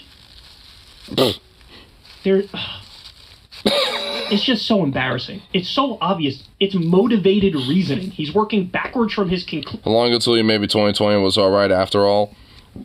That's the only year that we're gonna skip over. Like, 2021, we're gonna be like, 2020 was shit, but man, 2019, though. Like, I mean, if only we, it's like, dude, that's the one year we kind of skip over, I will admit. That I guess there is an asterisk about that. But, dude, ever since then, it just kind of feels like shit's just gotten, I mean, I guess, I suppose it's debatable about things being just, like, overall worse, but there's just, like, more cuckoo for Cocoa Puffs fucking shit, dude. There's just, like, more absurdity, more chaos, just some more ridiculousness and all this other shit. I mean, it's like, there's just a lot more of that for sure. I mean, some of it I don't necessarily think is bad. I mean, it's okay to have a little chaos. I mean, I'm an advocate for some chaos here and there, but I mean, I don't know, like, neutral and, it's like, that whole, like, little grid thing where you got, like, chaotic good and chaotic neutral and chaotic evil. It's like, I'm about, like, the chaotic good and chaotic neutral. I'm about that shit right there. I like that. But the chaotic evil shit, like, we're kind of gambling with that instead. It's like, can we not? Can we have the other ones? Because chaotic neutral, I mean, you can say one way or the other about it, but it doesn't really have, like, a significant impact, at the end of the day. It's just there, I suppose. But then you have chaotic good, where you have, like, furries, like, hacking a nuclear facility or something, or some shit, like, I mean, so, there's some shit like that, you know what I mean? I mean, so, I'm not, like, inherently against the chaos of the world, but can we not have chaotic evil, please? Can we not have that? That's not what I advocate for. I want, like, the neutral or, good chaotic, aspects of the world. I like that shit. That's what I want. But no, I guess we have to have chaotic evil. That's what we want to put our chips in instead. It's like, well, thanks, humanity. Fucking really rocking it out to this year, are we? Probably gonna, put some more chips down for next year, huh? Yeah, we are we? We definitely are. Especially here in America. Oh my god. Dude, next year is gonna be wild. I don't know how, but it's gonna be wild. So when she puts him in a logic chokehold, he just has to try to weasel his way out of it by being like, actually, have you considered no? No. Absolutely denies it. There are legal ways to use white phosphorus. What? Wait a minute. Wait, what? Did he just fucking say that? There's a legal way to use white phosphorus. He unironically fucking just said that. Are we kidding me right now? Oh my god, dude.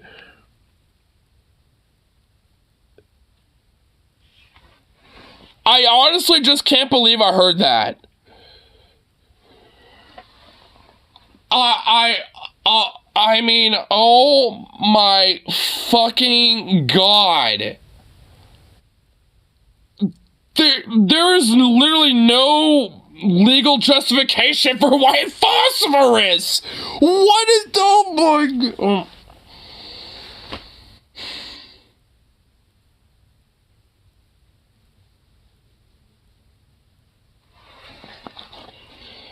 I don't know, dude. I don't even know. I'm genuinely kind of fucking speechless.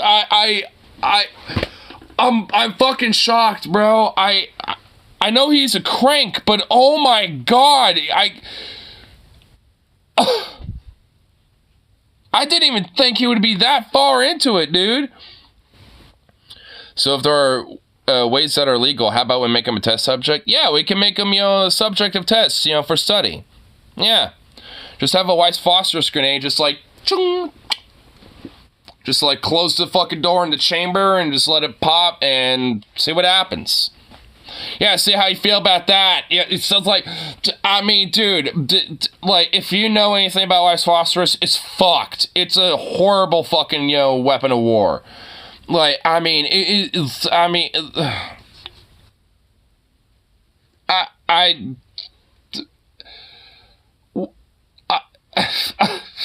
isn't it illegal under international law to use it in war or any other element or any other situation besides? Like, I'm pretty sure it's, like, literally illegal just across the board. But, oh my god, I don't even know, dude.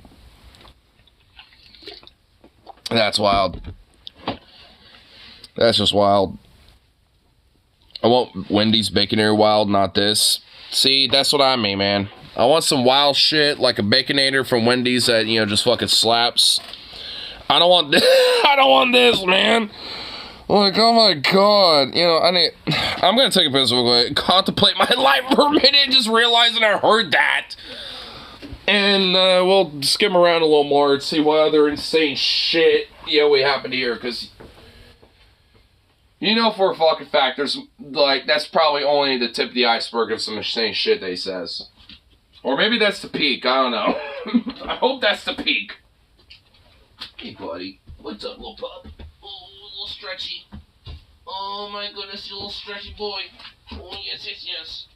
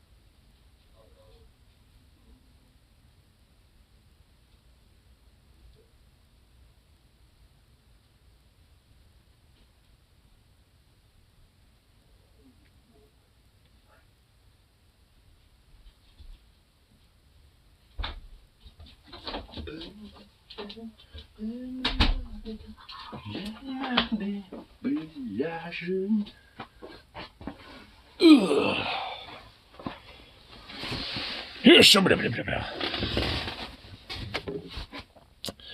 This man. Yeah. What? Wait. Why is he stretching out over here? What's going on with this shit? Skip around with this. Time, so that you don't see an old pamphlet and say, "Oh, this won't apply to me." So people know when that building is going to get bombed, and they do something nobody else in the world does because they. Oh my God! I know what he's talking about. Oh my God. You really think like some little paper pamphlet that falls from the sky, is gonna like, be like, hey, this is happening. Like, you really think that's gonna like, minimize everything? You really think that's gonna like help with anything? How about maybe just not bomb the shit out of a place? How about that? Which is they send in roof knockers, which is a projectile that hits the roof 2 hours before they bomb the building to warn the. Oh my God, just find fucking war crimes more, you psychopath. Like, Jesus Christ. Like, why they have to always sound like a goddamn golden fallout? That basically sounds like he's addicted to some shit. He has addicted to that, like, addiction cure thing, in the Fallout game and shit. He has to, so he sounds like he's addicted to jets a lot. Bro, I'm gonna send like a mini bomb to bomb your house before I send the big bomb to blow up your house, so at least I'm telling you that I'm gonna destroy your house and you should get out and move somewhere else where I will also proceed to bomb later on, but that's just minor details, bro. Fucking Kyle, dude. Let's go really far into this. Let's, okay, why is Kyle over here belly laughing? Oh shit, what's happening with this? Let's find the beginning of this clip. What's going on with this? What's happening? Okay, I love like Kyle's mannerisms sometimes because every now and then, whenever you skip around and you just happen to pause on a frame of him, it really do be funny as fuck. I didn't get a normal one like this, but then he really essentially staring deep into my soul. It's like, hey, Kyle. See what I mean? Like, now we got another funny one. It's like, now he's looking at me like, bro, what? I feel like now I'm just having like a weird, like, moment where it's like actually kind of strangely reacting. It's like, God damn it. Many, many Palestinian friends. I've been to West Bank. I've met with the Palestinian leadership. I doubt you have. I love it. I'm gonna call bullshit on that, like, right now. Like, that sounds like some bullshit. It's excruciating watching what's happened, but why are we blaming Israel? Why are we blaming them? Because they're the ones doing all the fucking bomb the shit out of everything fucking tactic. What the fuck? Oh my God. Dropping the bombs. They have our dollars. They have to get it on Hamas. They have to run that back. Well, yeah, Hamas, even we have to kill literally every civilian to do it. We have to literally kill them all. I tell you what. Did you hear her response? Oh, this is glorious. This is glorious. It's excruciating watching what's happened, but why are we blaming Israel? Why are we blaming They're the ones dropping the bombs. They have with our dollars. They have to get it on Hamas. They have to.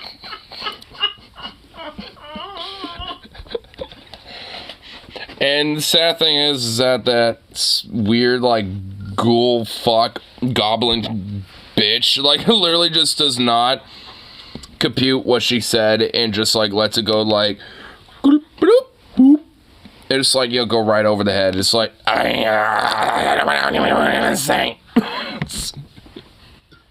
why are you blaming Israel, bro? They're the ones dropping the bombs. They're the one doing the ethnic cleansing. They're the one doing the genocide. They're the one bombing the mosques and the churches and the hospitals and the marketplaces and the apartments. And basically everything. Here, we'll watch a little more of this. People. Wait, what do you say here? Hamas, unfortunately, built tunnels for themselves, but they did not build bomb shelters for their people. You really think there's an ability to do that? There is no actual ability or means of doing that, my dude. Like, do you really think they have the resources to do that? And also for two, like, when it comes to a lot of these tunnels, not all of them are built by Like, a lot of them were also built by Israel, you know, in the early days, back in, like, the 60s and shit like that.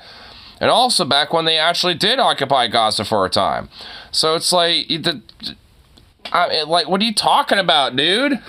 Like, not every single fucking tunnel was built by... Or I guess, you know, how he says it. It's like, it's like, it's smell on the tongue. 30,000 Hamas in Gaza. There are 2.3 million Palestinians. When you do a total siege of over 2 million people and cut off the food, fuel, and water, and people need to drink seawater to survive, which we got reports of as like 2 weeks into the war, it is not a hunt for Hamas. It is not. When your best number for civilian death rate is 61%, and the worst one is like 95% or 97%. I guarantee you it's like basically 99.9%.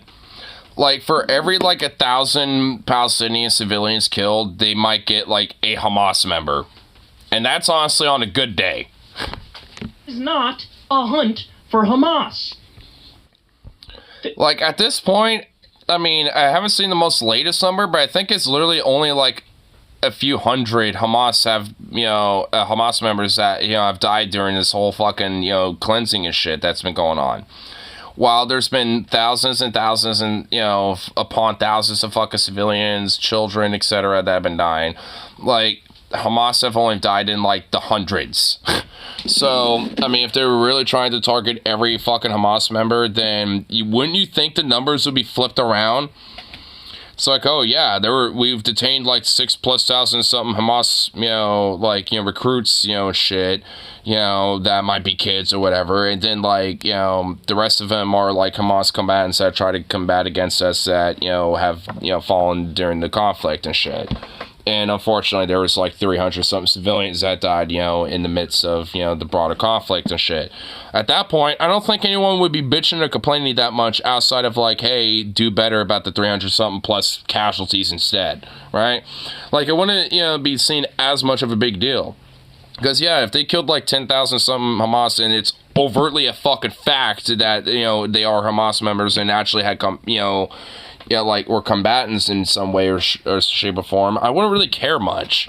Like, because no one likes Hamas. No one cares about them. Like, not even Palestinians really give a fuck about them. So it's just like, I mean, you know, like, yeah, you're going to have, like, you know, a lot of, like, Islamic extremist types that might, you know, kind of care a little bit, or people desperate enough to just pick up a gun, basically. But, you know, most of them, you know, like, when it comes to, like, Palestinians abroad, don't care about them. They don't like them either. So, like, I mean, if it was all specifically strategic targeting of Hamas members specifically, I'm pretty sure even Palestinians would be okay with that. Being like, all right, cool. You know, maybe that gives us an opportunity to have, like, a different, you know, leadership in charge. And, you know, because a lot of, you know, the leadership of Hamas got kind of killed off, you know, or whatever the hell, right? So it's like, I mean, instead of that, you know, it's just, well, shocker, literal ethnic cleansing. So... The fact that people keep insisting on going back, just, like... And honestly, like, I mean, you know, when I was just talking about it, I'd be okay with that. Like, I mean, if it was, like, you know, like what I was mentioning as a hypothetical, I would think it would be alright. I think it would be going a little overboard, so to speak, of, like, you know, basically sending special forces to find literally every fucking member, regardless of who they are, and just, like, gunning them down shit. I think that will still be an extreme. But I would be like, all right, well, at least it's, you know, Hamas instead of, you know, just random civilians, right? Like, there's at least still, like, an idea of, like, well, hey, at least, you know, they're targeting Hamas specifically. But, you know, like, it just literally is not what's happening. That's just literally isn't what's happening. And any idea of it being said otherwise is just insane bullshit. The most benign and pure intentions onto Israel. When top Israeli government officials are like, we are now doing the Gaza Nakba. We don't think there are such things as innocent Palestinians. They voted for Hamas in 2006, so they're all guilty enough. We are bombing for damage, not accuracy. There's already talk about resettling Gaza. They've planted Israeli... I'm pretty sure there was, like, another, you know, like, higher up in, like, Israel's government that basically says they want to, like, you know, see, like, a Palestinian or, like, a Gazan Auschwitz or some shit. Like, I mean, like, it's pretty unequivocal about what they want to advocate for. Here, we'll see if there's like another clip near the end here. Oh, it looks like there's one more near the end here. Like every. And after that, yeah, I think it's kind of said what I had to say about it, I suppose. Where's that last little little thing here? That's like Kyle's pretty faith. Yeah, it's around here, so we'll just go right here. And I guess we'll like look at these last little clips specifically because it looks like they're kind of back to back. Anyway, there we go. Whoa, another frame of Kyle centrally looking at us. I'm not defending Netanyahu, and I don't code. Okay, bullshit. All right, it's not even a second in an hour one pause. Like, after everything that you know, from skipping around, over all this bullshit, like, no, like that is insane. You're a liar. Like, yeah, you are. Like, you're trying to, position yourself as like, oh, well, of course I, think, you should be held accountable to an extent, blah, blah, blah, but they have a right to defend themselves, and I don't think, like, they done nothing wrong, and, I'm not defending them, no. It's like, I mean, you only, like, there's no way to be like a centrist, fence-riding, dick rider on this issue. There's no way to be a centrist, honestly. Like, I mean, it's like, I mean, it's one of those rare issues, honestly, a shocker, where, yeah, being a centrist, I mean, is probably, honestly, worse than picking a side, so to speak. Like, I mean, because, honestly, there isn't really, some centrist middle ground position with this. It really is, like, either, like, you're okay with Israel's genocide, or you're not, and you advocate for Palestinians, right to humanity, let alone their own fucking sovereignty. So it's like, I mean, honestly, it really is, one of those fucking issues. There isn't a middle ground on this. And it's also very heavily one-sided. So, I mean, especially considering that, it's like, you really think there's going to be a fucking middle ground on that? It's like, it's like bullshit. Like Netanyahu. Give me a fucking break. Israel is a divided country. 80 or 20% of the population on the street demonstrating against Netanyahu. What I'm saying is it's way more than that. The Hamas is a criminal enterprise. Sure. Yes. The Palestinians. It's a criminal enterprise? Like what? They also, like, secretly work with the cartel too? Talk about solutions for the Palestinian people. I mean, see what I mean? It's like, yeah, that type of fucking rhetoric is defending Netanyahu and the fucking government, because this idea of like, oh, there's some like secret criminal enterprise on top of being like, some sort of like, radical Islamist militant terroristic organization. Like, I mean, it's just like, amping up and fear-mongering and, making Hamas sound way more fucking nefarious than they already, than what they are. I mean, yeah, they are a nefarious group and shit, but, I mean, this idea that they're like, some secret criminal enterprise, or, they're just literally everywhere and use, Palestinians as, human shields and blah, blah, blah, and all this other crazy shit. Like, well, maybe there might be, like, very exceptional kernels of truth, to certain aspects of these things. I mean, the idea that it's just, like, a flat absolute and being like, yep, that's just exactly what literally all of them are. It's like, it's just bullshit. Especially considering the war criminal enterprise, that Israel's been doing. It's like, what are you talking about? Palestinian people are arguably the most pampered people by international aid organizations.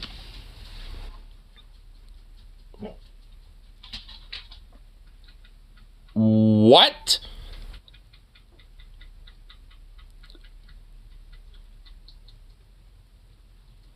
Alright, we're rewinding that. What? And, hey, are you responding to me saying that? Did you just think I barked and now you want to bark? I mean, I kind of did a little bit, but I did bark out a what? I mean, like, fucking what? Palestinian people are arguably the most pampered people by international aid organizations. Are you kidding me? Oh my god, dude, Crystal just like, are you kidding me? Like, I mean, no, seriously, are you fucking kidding me? Are you a parody? Are you like, you know, some psyop done by The Onion? Are you paid by The Onion? Or I guess arguably maybe the Babylon Bee. I mean, like, what fucking crack cocaine are you, are you like hanging out with Hunter Biden, you know, helping him relapse on crack? Like, what the, I mean, I honestly don't even know what to say to that. I mean, holy shit, you know, like, I think that's, you know, a way to, call it good with the RFK. Like, I mean, it's like, oh yeah, the Palestinians are the most pampered people on the planet, arguably. Like, go fuck yourself, you actual psychotic crackhead freak. Like, holy shit, you fucking ghoul. You fucking kidding me? Because Crystal will be like, what kind of meth are you smoking to come up with that? I mean, she kind of implicitly mentioned that when she was like, are you kidding me? You got me. Speaking of which, are you fucking kidding me here? Dude! I mean, come on, dog! Dog! He heard a door close outside from maybe a neighbor coming home, and now he's freaking the fuck out. He's like,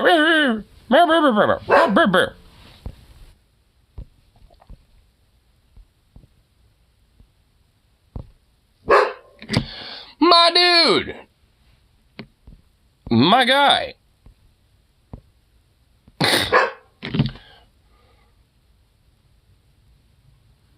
Man, you've been having an attitude the last day or two. I feel like he understands that I'm probably going to be like, leaving for a while, and he's giving me trouble.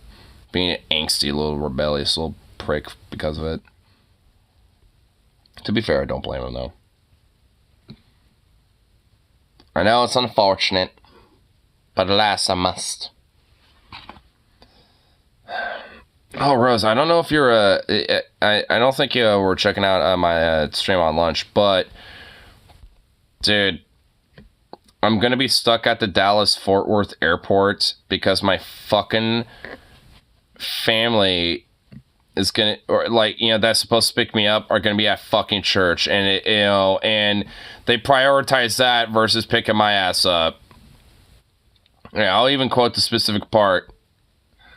So Mama didn't, it says her name, but but it's like Mama didn't get with me before she booked the flight. Then she told me they were coming around 11. We'll be at church at the time, so unfortunately we won't be able to get you till church is over. And it's like, then we'll head that way and make our way by 1. So I'll be there for like 2 fucking hours. It's like, hell no. Like, no.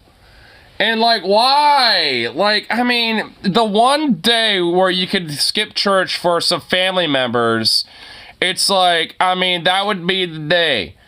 But no. That's what you get for being dirty. That's what I get for being a fucking satanic worshiping heathen, dude. My fucking family has to, like, cleanse themselves at church before they get tainted by me, dude. That's what happens. And honestly, that's what kind of, what kind of gets me is, like, what, they can't, like, have one of them, just skip for the day and just pick me up or something. Like one of my cousins or something. It's like, come on. It's like, man. Like, I'm straight up just gonna call a Lyft and, like, find the nearest, like, little diner or restaurant or fucking little fast food place. I don't even know or care. Like, because I'm just gonna find somewhere to grab a little bite to eat and just hang out there and they can pick me up there. So, like, I mean, fuck this. I ain't staying at no goddamn airport for that long. Waiting for my ass to get picked up. Fuck that, dude. And I'm also flying with Frontier. And, I don't know how I feel about that. I've never flown with them, so I don't know if they're shitty or not. Can I help you, you little prick? Oh my god, you're so cute. You goofball. Oh, you goofy little ball. He's so ridiculous.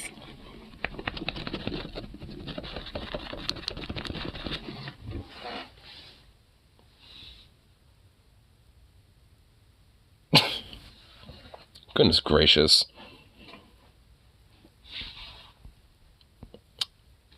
Oh shit, Hunter Avalon uploaded a video about his whole, like, shit that happened to him? Of him nearly getting killed? And his wife getting shot?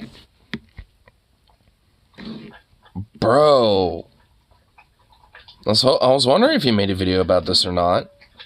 Yo, Rose, did you actually hear about this? Sure about, like, you know, Hunter Avalon, like, you know, like, his wife's crazy psychopathic ex, like, showed up to their apartment via, like, those little Apple trackers, you know, and, like, was stalking, and, you know, and, like, the ex-boyfriend was stalking her and shit with those, and, like, found out where they lived, and showed up a fucking shotgun. And, yeah, when someone came to the door, you know, that person was, you know, the wife, and he just, like, straight up blasted the door. It probably had, like, a suicide by cop situation, too, because it sounded like, you know, at least in the video that Hunter posted, where, it might be in the video, too, even, where, like, the cops basically just blast his ass. And there isn't, you know, and I've shot shotguns before. I have one. So it's like, I know what a shotgun sounds like. And straight up, like, there wasn't a shotgun sound. It didn't sound like a shotgun was shot. It sounded like, you know, like 2 or 3 fucking Glocks were blasted and mag dumped in somebody. It was like 2 or 3, like, Glocks. Probably like 9mm to 45 or 40 cal, 10mm, something like that. Probably in, you know, that range.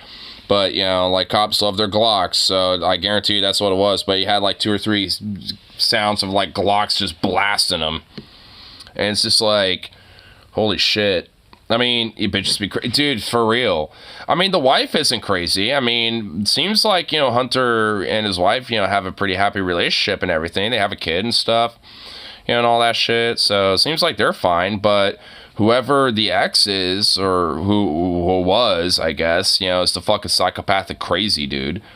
Who's the you know, who's, you know, I guess, you know, what we're describing here is like, you know, bitches being crazy. Ain't the wife though. I mean, she's fine. Well, she at least is okay now, from my understanding. Bitches mindset, not gender or sex. I mean, true. That is true. But anyway, also, let's check this out. I mean, because I'm kind of curious to hear what he has to say about this. It's now been over 1 week since somebody tried to kill me. And no, this is not clickbait. This is actually something that legitimately happened. I've never been so close to death before in my entire life, and I'm absolutely incredibly thankful to still be alive and to even be able to be making this video for you guys today. Today I'll be sharing more details about this ordeal, as well as dispelling some of the ridiculous rumors that are being spread online by desperate clowns. The backstory. This is Holly Knoll. Holly is a Twitch streamer who focuses on mental health, gaming, and fostering a positive community. Holly and I have been friends now for several months, and we really began bonding over video games and our shared interest for live streaming, of course. Our friendship was only platonic at the time, and it stayed that way until after her prior relationship ended, a relationship that she said was abusive. Holly and her ex-boyfriend Conrad were together for 12 years. Despite the abusive and... You know, I've seen plenty of dudes look like this before, and frankly, he kind of looks like your average, like, kind of bear-looking dude. And it makes me kind of wonder what, like, you know, I mean, that's kind of the crazy thing about it. It's like, you don't know what the motherfucker's capable of. Because, I mean, we've seen some, like, people who are, like, you know, who snap and shit. Like, when it comes to, like, mugshots, or at least, like, photos of who they are in their past and shit. And they come from all sorts of different, like, you know, backgrounds and looks and shit like that. And it's like, man, it's like you never really know with the motherfucker sometimes. You really generally never know. Relationship, Holly continued to care deeply for him. Although Holly cared for Conrad, she began to grow mentally, and she came to the realization that she didn't want to continue the cycle anymore. This led to Holly's decision to end the tumultuous relationship. Conrad had a history of making seemingly baseless threats of violence against virtually anyone who stood between him and Holly, including me. I had also been clear to Holly that she shouldn't tolerate abusive behavior. Conrad was familiar with my content and he enjoyed watching my debates as well. It didn't take long for him to realize that Holly and I were talking once our relationship ended. This led to several threats of violence against me, threats that I wrongly believed at the time to be baseless. The attempt.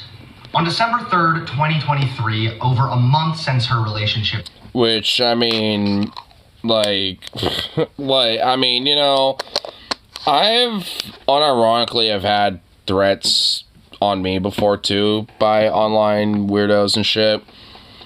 And, you know, this is kind of making me wonder, like, I mean, honestly, this isn't really the first time I've thought about it, but it really makes me wonder, like, I mean, how really serious should I take this sometimes?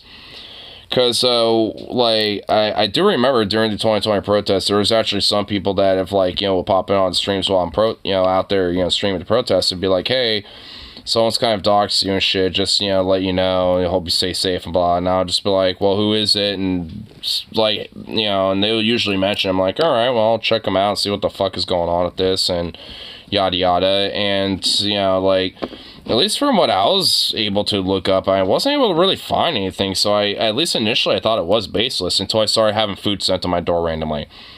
Like, I would, like, you know, go to work, you know, not see anything, and I'll come on back from a break, and there'll just be food there, just on my porch. I'm like, what the fuck is this? Like, I think every time it was tacos. Like, I mean, the first time it was, like, you know, some, like, chicken tacos. The second time it was, like, beef tacos. And, you know, and it happened, like, once a week, like, and for, like, 3 weeks. I mean, it wasn't really that long.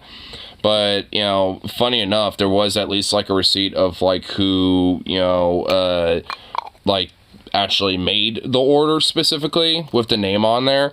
So I was like, oh, well, I can at least see who actually ordered it specifically, because it didn't think to put my fucking name on there. They decided to put, like, their name instead. And every time it was, like, some guy named, like, Jeremy D or something like that. And it's like, I mean, you know, like, I probably still do, to an extent, probably have, like, the rest of the dude's info, because, like, honestly, I was able to kind of, like, backtrack and call up the places that, you know, the food was ordered, you know, from and shit, be like, hey, you know, this wasn't me who ordered it. Do you know who, like, might have actually made the order specifically, you know, when it, blah, blah, blah. Because, you know, I think this might be, like, you know, someone trying to mess with me. You know, I just want to confirm who it is. And they'll give me the full fucking name. And I'll be able to kind of, you know, backtrack from there. And honestly, it wouldn't really be too hard, honestly, beyond that point. So, it was just one of those things where it's like, you know, it's a two-way street, that shit. I never really popped off of it, you know, honestly, because, like, I think, you know, because I was still on Twitter at the time. So, I posted that shit. It's like, hey, this Jeremy fellow, I, you know, was able to kind of backtrack a little bit, you know, because you were stupid enough to have your name on the receipt instead of mine, or just literally any random name, frankly. You know, so, you know, if, like, I'd probably be careful next time you send food, and, you know, dang, it didn't happen again. So whoever was doing it was following me, so, like, I don't know who it was, but they were. And frankly, they probably still have my address and shit, but, you know, ever since then, nothing weird has ever happened around here. Unless it's my own fucking doing, I guess. You know, so, beyond that, it's just, like, it's one of those things where, you know, like, I've never really had issues since, but it's definitely something you really probably should take seriously to an extent. Because there really are just some weird motherfuckers. There really just are. And frankly, at least in some part, that's kind of why, you know, I'm a, you know, Second Amendment kind of guy a little bit. You know, it's like, because, you know, some other right-wing freak, you know, thinks I'm just like that much of a woke commie that needs to be dealt with or something, then, you know, it's like, yeah, it's one of those things where they'll have another thing coming. It ain't just your average woke scold or whatever the fuck. Like, I mean, it's, like, because it's, you know, something that I've thought about, especially since then.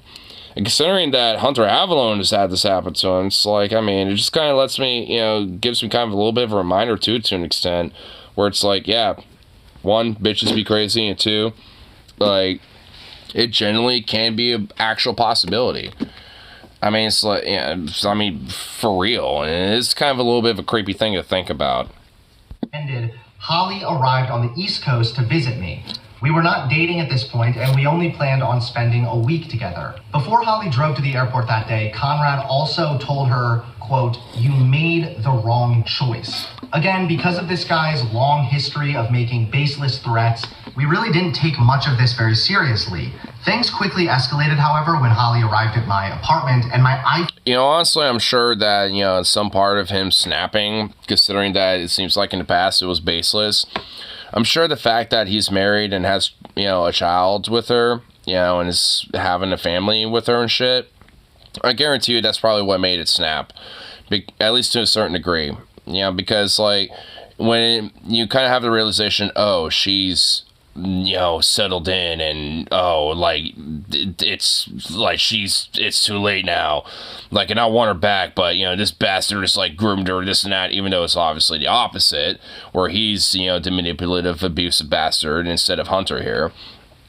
I mean, it's like, that's why I kind of respect Hunter in a lot of ways, because it really shows how much he truly has grown, you know, especially since this relationship. You know, so it seems like, you know, she really has been, like, a genuine, like, positive influence, not, you know, for him, but also just, like, it seems like in general. I don't really know too much about her outside of whatever Hunter has mentioned about her. If anything, I'm honestly learning a lot about her just from this video, but, I mean, you know, and all, I actually really hope that she's okay, because, I mean, she's the one who got shot. I mean, so...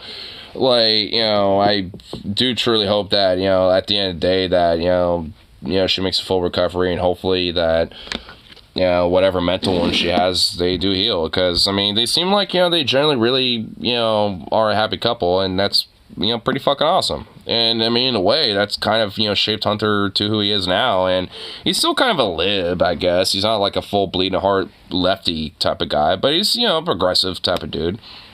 You know, so, you know, at the end of the day, I can at least respect the fact that he, you know, despite being a conservative for a little bit, you know, making videos, you know, shitting on TJ, thinking he's like, you know, someone who never showers and is a smelly weirdo or some shit, to actually, you know, potentially being, you know, like, you know, respecting the guy now, and, like, actually, you know, respecting a lot of these people that are pretty, you know, genuine good voices on the left, so to speak. So, you know, I like that about him.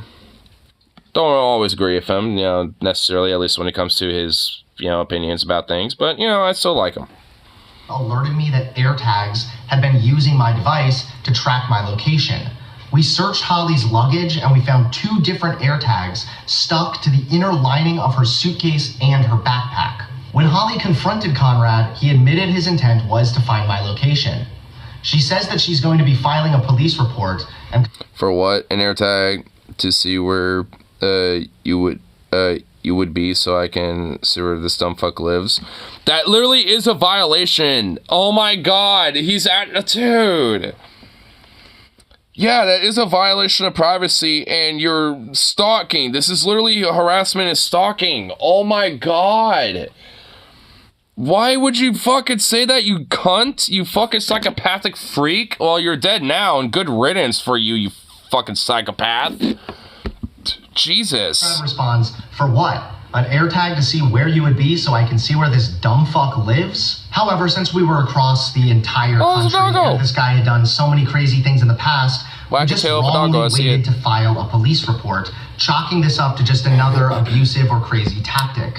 Fast forward to December 8th. It's a bit past noon, and suddenly I get a call from my landlord informing me that there's somebody at my building to see me. My landlord told me that this person claimed that I had been expecting them, and I must have fallen asleep because I wasn't responding to any of their phone calls.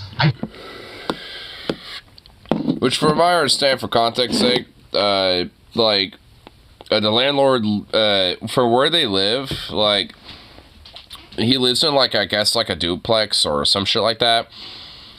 Or, like, you know, one of those little townhouses where it's, like, it's not like an apartment, but it's, like, a condominium, I guess. I don't know exactly. You know, it's one of those things where, like, it's kind of like a little mini home, but not like an apartment. And, at least, you know, how it's set up. Like, you know, it's, like, basically there's one on the first story and one on the second story. His landlord's on the first story, and him and his wife are on the second story. So, like, that's kind of the reason why his landlord was like, hey, you know, you kind of got somebody I think you're expecting that you might have fell asleep on or something. Like, because they were right below them, basically just being like, who the fuck keeps knocking at the door and shit? Like, and blah, and all this shit, and blah, blah, blah. Like, I mean, you know, so that's kind of the reason why that they were able to be kind of in direct communication, be like, hey, you got a guy outside. You have someone outside waiting for you. I can't believe this. I was playing Batman, and I thought he was Alfred the whole time, but in fact, he's Bruce Wayne. Oh, shit. My landlord not to let anybody inside the building. Holly and I were definitely suspicious, but we just could not believe that Conrad would actually fly across the entire country. I decided to go down to the front of the building to see what... Wait, so he flew across the country and he had a shotgun. So, like, how in the fuck did he get the gun? Did he buy it when he got there? I guess he did. Holly wanted to go herself. I told her no, so we ended up just going together. We walked to the bottom of the steps, and I didn't see anybody standing at the door. So I walked all the way to the bottom of the steps, opened the door, and I stuck my head out of the door, and I looked right for a second, didn't see anything. Then I looked left, and almost instantly, a man with a mask and a large jacket came out from behind the corner, staring at me dead in the eyes. I did not recognize this person, but I knew something was wrong, so I quickly backed up and slammed the door shut. The door is made of all glass and it locks automatically. Although I didn't recognize this person, Holly instantly recognized this person as Conrad. Within seconds of me seeing this strange person that I didn't recognize, we realized that it was in fact Holly's ex-boyfriend here at my house to enact revenge. I was still in disbelief and trying to process what was even going on when Holly began shouting that he had a gun. This all happened so quickly, but remembering his threats to kill me, Holly stood in between me and Conrad, only inches apart, and told me to run. Holly took a risky bet that day that Conrad wouldn't kill her. Holly was remarkably brave, and the fact that she acted so quickly and so bravely really deserves all the praise. Holly also bet right. Shit. Conrad didn't try to kill her. Instead, upon seeing me run back up the steps, Conrad shot the lower corner of the glass door to breach entry, injuring... Okay, so I guess this was probably... it sounds like this is like, you know, prior to the incident with the shotgun and with him dying. The police later informed us that the bullet he had used to fire through that glass door was a slug intended for me, and just... Which is a 12 gauge, you know, slug, or maybe a 20 gauge. It's a shotgun. It's a slug is a term for a shell for a shotgun. And slugs are that. That's what a slug is. And slugs are different from buckshot or birdshot because instead of pellets, it's one big, well, slug of a, you know, pellet. Yeah, it's gonna be, you know, going down one way. And a lot of them are, you know, designed differently, but this one I guess is designed to kind of have rifling on it, so it kind of has like, you know, almost like a rifle effect, so it kind of shoots more straight and accurately as a slug. I fired slugs before, and you know, at least in the past they haven't looked like that, but you know, I have before. They pack quite a punch, and also yeah, that will blow a gigantic hole like that.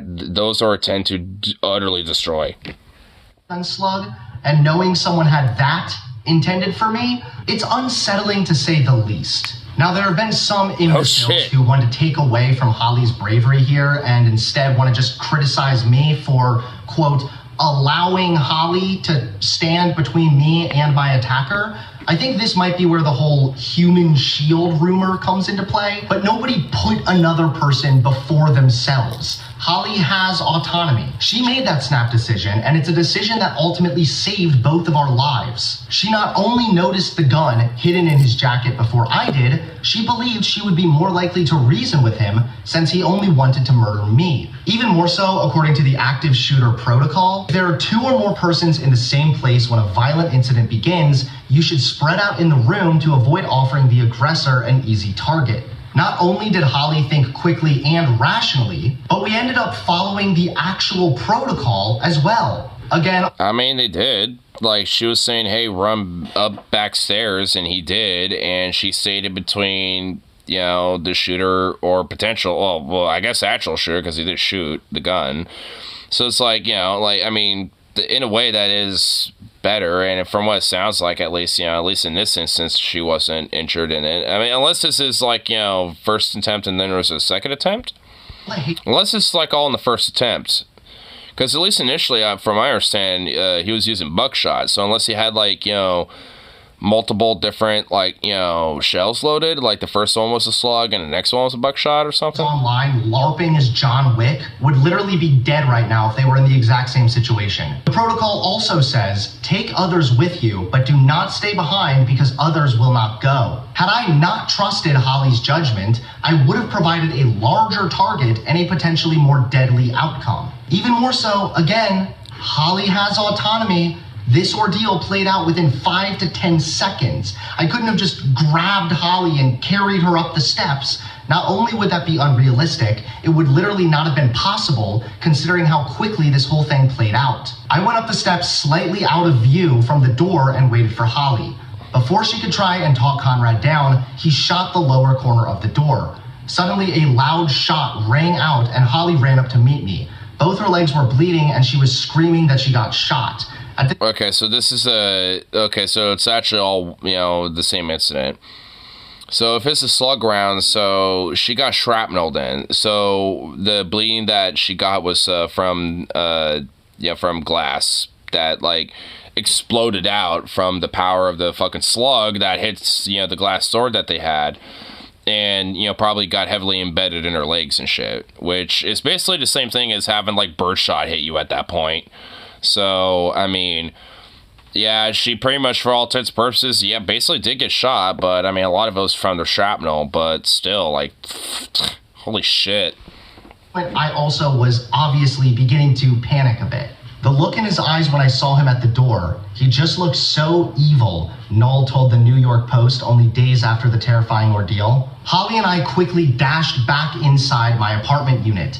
At this point, my mind was off. I genuinely don't remember what I was thinking. I just know my heart was pounding and I had never felt so much adrenaline at once before. I remember rushing back inside the apartment. I locked the door. I called 911. I grabbed a towel to try and wrap Holly's wound, and then we quickly rushed to the back balcony, a balcony 4 stories up with no emergency exit. There's only one way out. And if you jump, that's probably gonna break your legs and you ain't gonna be running from that. Apartment, and that's through the front door. The front door that Conrad was now outside of, firing his gun and desperately trying to get inside. Once we were on the back balcony and I had the police on the phone, I also then began recording this incident. Again, nasty online trolls are spreading some rumors that I was hiding behind Holly in this clip. I think the confusion... You know, honestly, I just realized, you know, the fact that, you know, both of them are, you know, on the balcony and she's also kind of partly standing up too.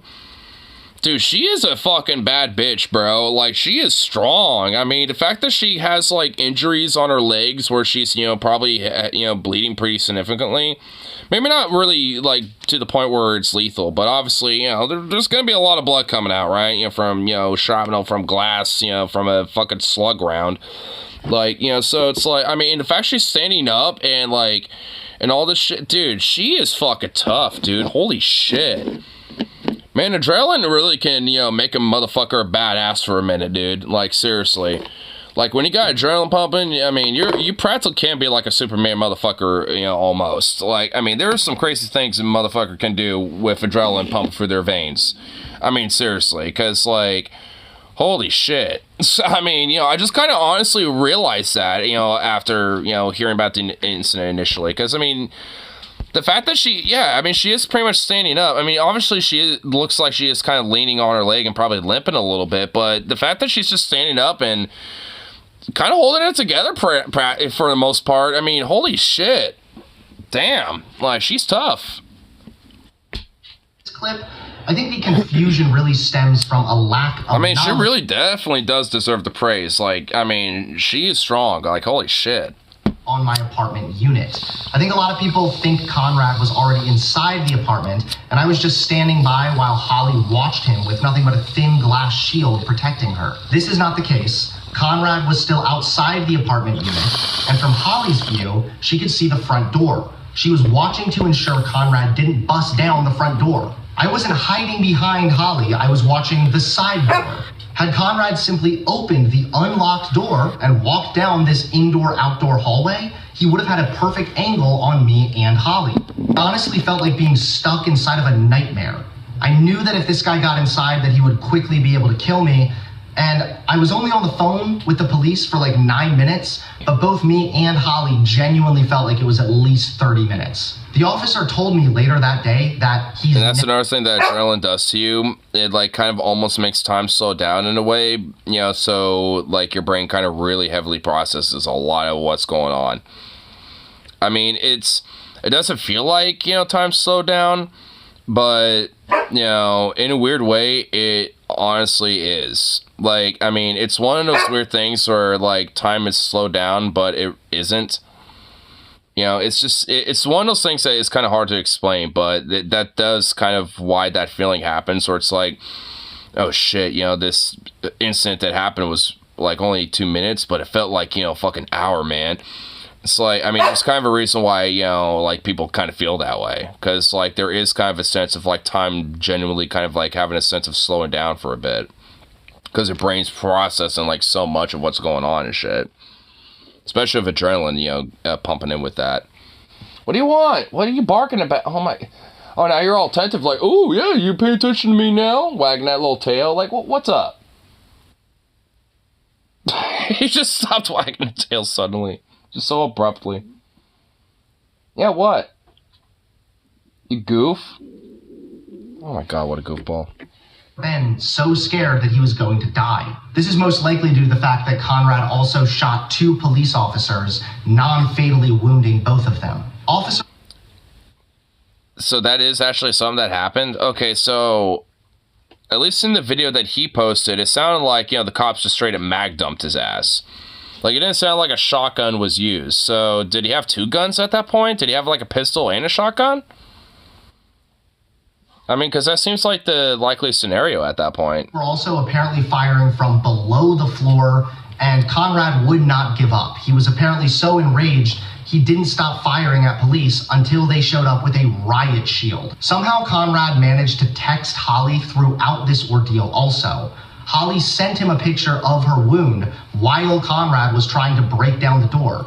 She begged him to surrender. Conrad again reiterated that Holly, quote, and the picture is yeah, her leg wound too, made the wrong choice, as well as his intention to kill me. Conrad went on to claim that he didn't mean to shoot Holly. His last text says, I should have killed the coward. Realizing he had mistakenly hurt Holly, his plan to breach the apartment had failed, and the cops were now rushing him, Conrad tragically took his own life outside my apartment door, leaving behind via suicide by cop. Okay, so it sounds like the video that was posted is the end of the whole incident, so it's likely that he was using a shotgun to kind of, you know, shoot back and forth. So it sounds like, you know, at least, yeah, because I know the video that he posted, I've seen that a couple times, and yeah, so it sounds like that's like the end of the ordeal. It's not when the cops initially showed up. That's like, you know, at the end of the back and forth that, you know, of the firefight that they were having, you know, with this fucking psychopath. I mean, it's like, Jesus Christ. I mean, I really seriously feel bad for him. I mean, well, both of them, you know, because, like, this is, I mean, kind of sends me a little bit of a chill down my spine, because, like, I mean, back when, like, I was having that, like, food sent to my door, like I was talking about from earlier, it's like, I didn't have, like, you know, no real way to defend myself. I was basically in, like, hunter's position, where it's like, I'm kind of, like, left to fend for myself. It's like, you just kind of figure it out over the best, basically, you know, because I wouldn't know, like, you know, what motherfucker would be capable of, you know, some random stranger showing up, you know, the fuck of me or something. I want to know what, you know, like, what they're capable of or what they got. So it's just like one of those things where it's like, I mean, it really is kind of a serious thing. I guess not necessarily he's saying, like, you know, guns some solution or whatever the fuck, but, like, I mean, you know, it's, at least for me, it's like, there is at least, you know, a certain level of, like, you know, like, hey, if these motherfuckers, you know, if someone wants to go to this level, it's like, you know, at least it's going to be an equal footing to an extent. But because, like, holy shit. I mean, because this is fucking insane. Gruesome scene. A scene that was so gruesome, it took a hazmat team over 10 hours to clean the mess. An entire flooring needed to be redone. costing $10,000 in damages and repairs. As I already discussed, the active shooter protocol explains the steps to take when an active shooting occurs. After this ordeal, I looked more into this protocol, and I'm pleased to say Holly and I did everything correctly, despite what some idiots online might be saying. Even Navy SEALs have... You know, honestly, I don't really think this, like, specific thing matters too much. I mean, you know, you can only do what you can do, you know, like, when it comes to a situation like this. Like, I mean, you know, if it happenstance ends up following whatever protocol, you know, to maximize your survival or whatever the hell, I mean, cool. But, like, at the end of the day, I mean... You know, like, it's really about, like, you know, this snap quick decision of, like, how do I survive this? Like, how do I get away from this or fight back or whatever? Like, depending on, like, you know, this situation. Like, it's one of those things where it's like you can run and hide and, you know, like, you know, get officers, you know, to address it, then cool. But if it's, like, one of those things where you have to fight back, then, you know, goddamn it, you gotta do what you can, you know? It's like... I mean, it's about, I mean, in the heat of the moment, I mean, it's like, you're not really going to be thinking about this shit. The best course of action when an active shooter makes himself known. As soon as you hear shots, the first thing you must do is remove yourself from the immediate vicinity of the source of the gunfire. Simply put, you must do whatever it takes to get clear if you expect to have any chance of survival or retaliation. If you survive the first 10 seconds of this type of ambush, you have a much better chance of making it out alive. So anyone shitting on me for my first reaction being to run from the active shooter who had already made his bloodlust for me known is simultaneously shitting on fucking Navy SEALs who advocate for this exact same protocol. And that's really unfortunate, isn't it? When these dumb fuck conservatives are so desperate to hate on me that they accidentally... Yeah, man, you know, like 5-something plus years ago, he, you know, used to be the conservative, and now he's calling them dumb fuck conservatives, like, these piece of shit. I love it, dude. Yeah, that's why I kind of like it, because, like, I mean, the 180 is really commendable in my mind. Unironically, shitting on our troops as well. Someone who served in the Marine Corps and was a former police officer of 4 years also reviewed our video. He wrote a statement further explaining how and why what Holly and I did was in fact the correct move. Presuming there was no firearm to retrieve in the home, moving to the back balcony is again a perfectly sound move. Yep. Apartment exterior and interior doors are not known for being sturdy, and a few swift kicks likely could have broken down the exterior door. It is again very likely that adrenaline was a factor. Conrad, either due to lack of attention or panic, failed to kick down the exterior door. Holly watched the exterior door from the inside via a glass pane, while Hunter watched the exterior door from the outside. Hunter further stated that if Conrad gained entry to the Which, if anything, that is maximizing the visibility of, you know, the threat. So that's also a good tactic as well. So, I mean, all in all, even though, like, adrenaline, like, even, you know, what's being said here is, like, yeah, adrenaline was definitely a factor, but even despite that, like, you know, I mean, they were able to, you know, at least, you know, unintentionally or unknowingly actually do the best kind of, you know, course of action when it comes to that. I mean, it's like making sure they have, like, maximum visibility, have, you know, one person looking one way and the other person looking at the front door and shit. Like, that, you know, that's good. They were prepared to jump from the patio. This was teamwork pure and simple, as Hunter could almost see the exterior door from the patio, and this would be a longer shot to take. While if Conrad broke the door down and turned to the patio door, he would see Holly first, reducing the likelihood of another shotgun blast. This could be intentional, subconscious, or adrenaline panic. But no matter what, for 2 panicked kids on the verge of getting murdered, this is a series of good moves. Finally, there are some detractors who've tried to paint me as anti-police or a defund the police liberal. The quartering in particular has been lying his ass off about this. The reason these DJs... Oh my god, of course that fucking quarter pounder bitch, you know, is literally fucking going on an Unhinged, like, I bet there's a video about it, isn't there? It's probably multiple, like, Jesus Christ, wow. Spreading this rumor is really quite simple. They believe that if I am anti-police, that this entire situation is somehow ironic because I called the police when someone showed up at my door with a fucking shotgun. The truth is, though, I'm not anti-police. I've been vocal in the past about my opinions on why phrases like ACAB and defund the police are not only bad slogans, but and that's why, you know, even though I like him, I kind of disagree with him sometimes. Like, because I kind of disagree with this premise and, you know, with this type of shit. But I get it, you know, it's like the right, you know, trying to paint him as something that he's not, so he's just kind of, you know, pointing it out or whatever the fuck, but still, it's like, it's something that I personally don't agree with him on, but, I mean, whatever, I'm not going to dog on it about it on this video.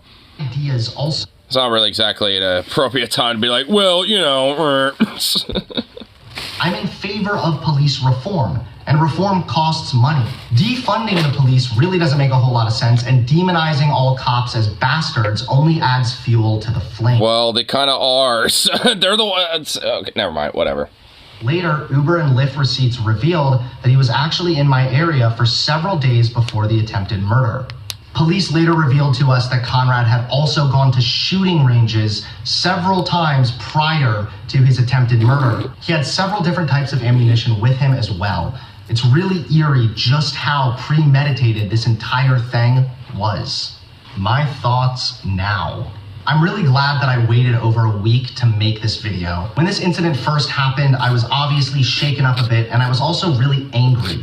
The police told me not to look at the scene when we left, but I didn't listen. I looked anyway. Obviously, I believed the police when they told me that he was dead, but I looked in a vengeful way, out of spite almost. Because truthfully, I was angry. So he decided to actually, like, look at his corpse? Damn, alright, shit, holy crap. So he decided to be like, hey, look, you know, we encourage you not to go, you know, look at the scene. It's like, fuck you, I'm gonna look at his body. Like, shit, dude.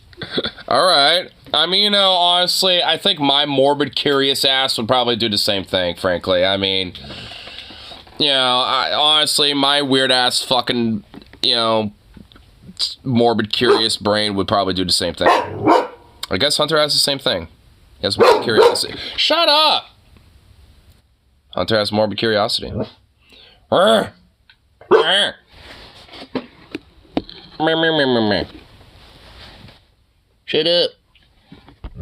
I was angry at what I felt was a monster who attacked me, hurt Holly, and definitely scarred us both.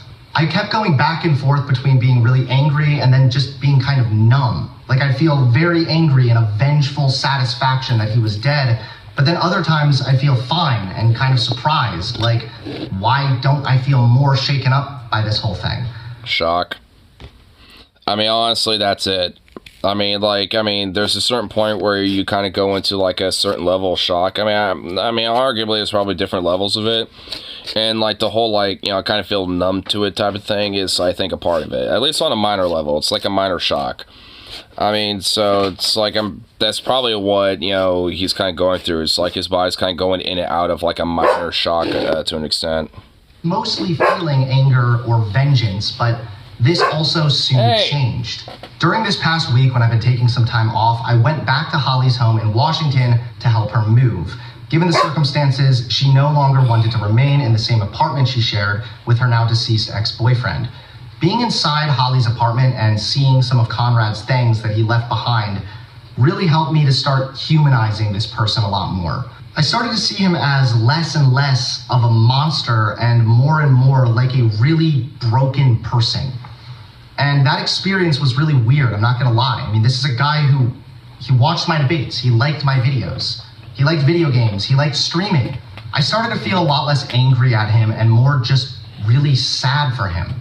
I mean, in a way, I kind of feel the same way to an extent, but it's just like, I mean, you know, because fundamentally,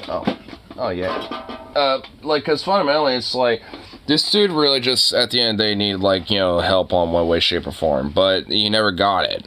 So you end up, you know, like, you know, slowly, you know, going more crazier and crazier until he fucking snapped, and this was the result of that. I mean, honestly, in this sad way, it's like we see this a lot with, like, you know, some of these, you know, shootings that happen in America, where it's like, you get, you know, people that, you know, honestly are probably, could be okay, but and fine, individuals, but because like there's no actual outlet to like help them out, they end up going further and further into like basically crazy land essentially, and then they snap and then they act out in this way. And it's like, and this is kind of the same thing for this dude Conrad, to an extent. It's like, in a lot of ways, like, for a lot of them, not all of them to an extent, obviously. I mean, someone like Nicholas Cruz I could give a fuck about, but, but at the end of the day, it's like, arguably, at least, for a lot of them, I do generally have, like, a sense of, like, sadness or pity, to an extent, because, like, man, they could have probably been someone, that could have been a cool person, but, like, at some point there wasn't anyone there that could have just given him like a chance, and and if there was, they probably wouldn't be like doing those acts, or at least have committed the acts and shit. So it's like, I mean, it does kind of make you think to at least an extent. Me and this guy could have been friends had the circumstances been different.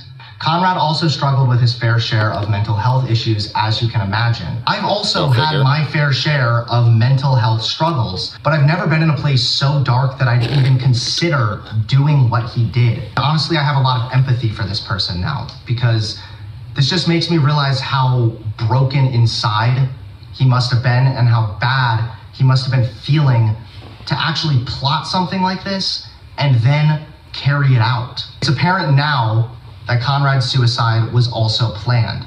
The day of the attack, when Holly and I still believed Conrad was at a friend's house in his home state, he told Holly he was excited to, quote, go home today.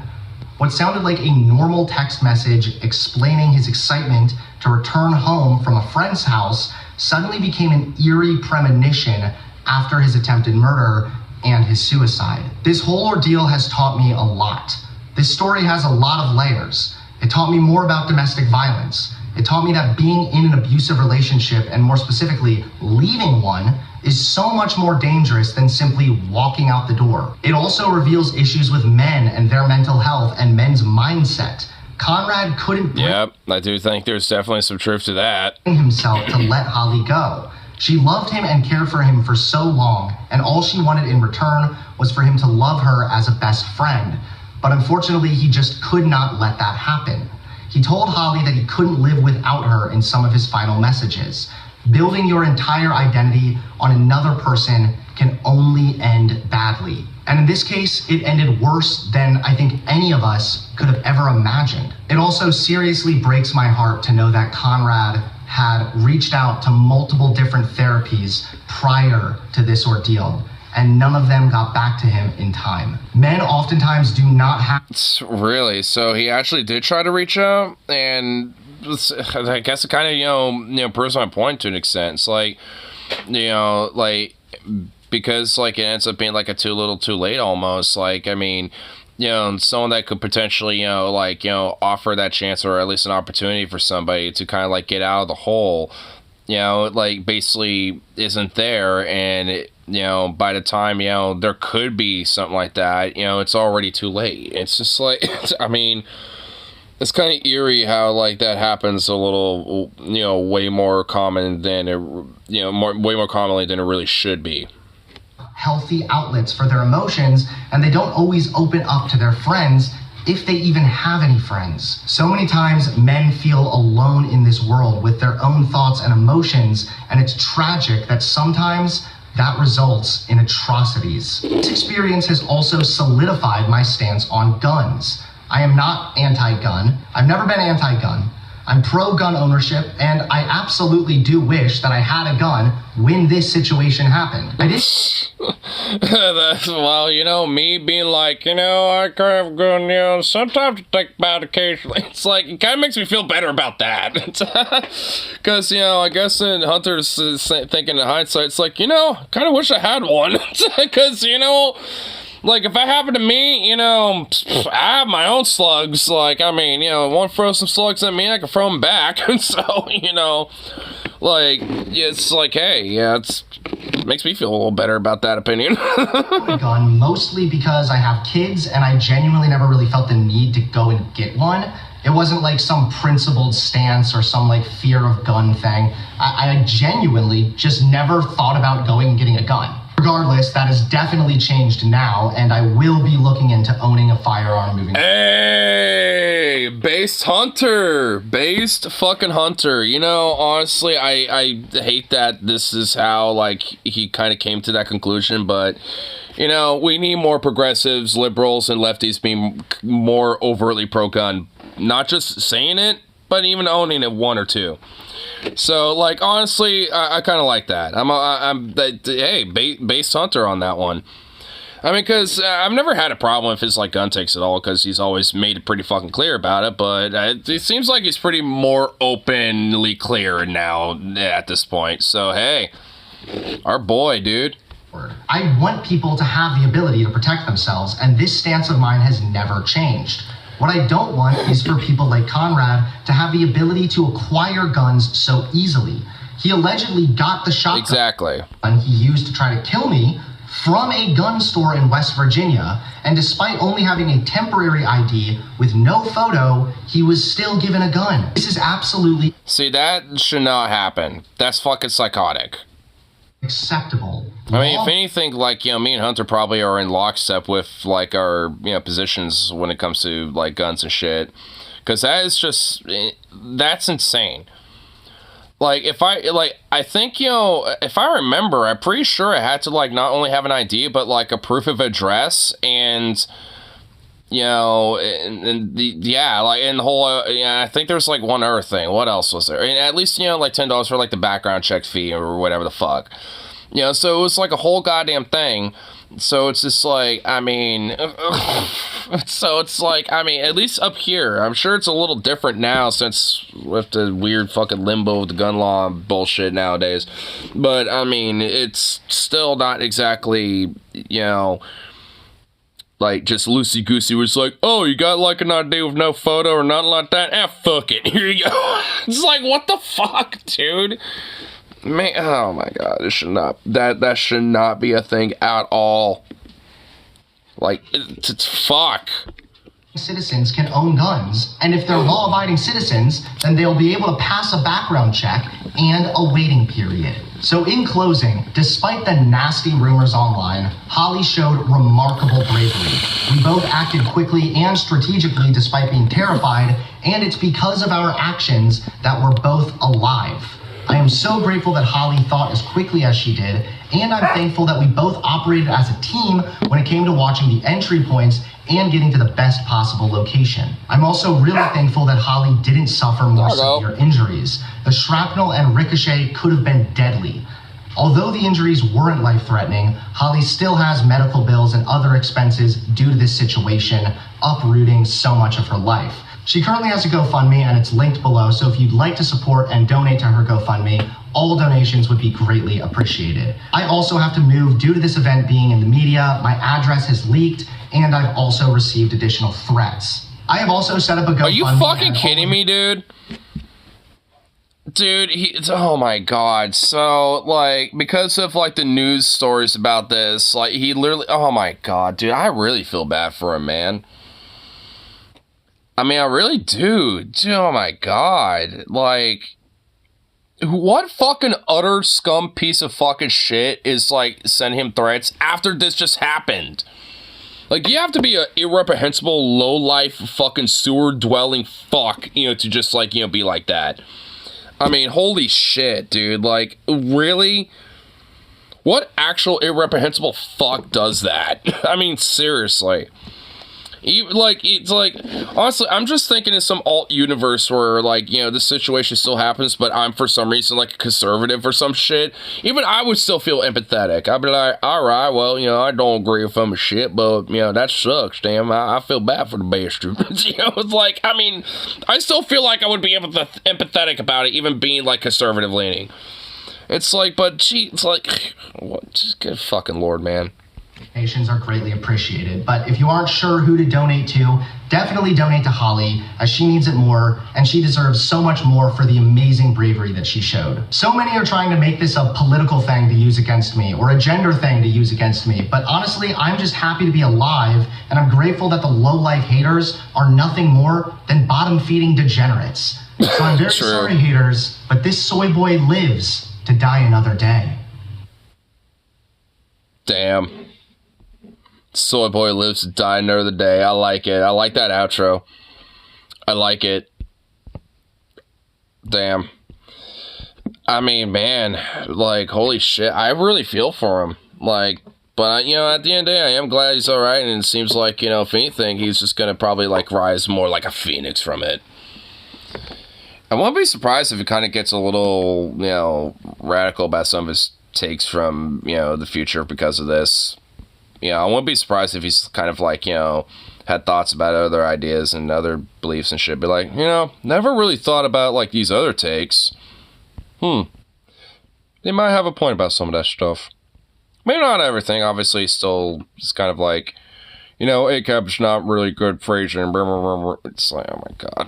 It's like, alright, well, whatever. But, hey, you know, if anything, I'm just glad he's cool. And, okay. And all fine. And his life's doing alright. But fuck America's healthcare system for having to literally, basically, fuck her whole life over because of that.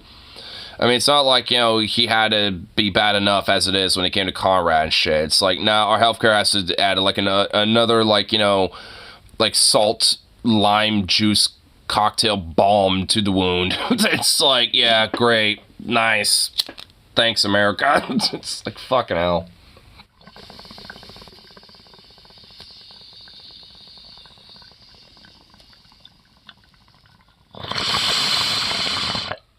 I can't right now, unfortunately, but honestly, I'm definitely gonna check out that GoFundMe, and next time I get paid, I'll probably pitch in like $5 or $10 or something. Be my little gift, you know, to a stranger, so to speak. A little Christmas gift.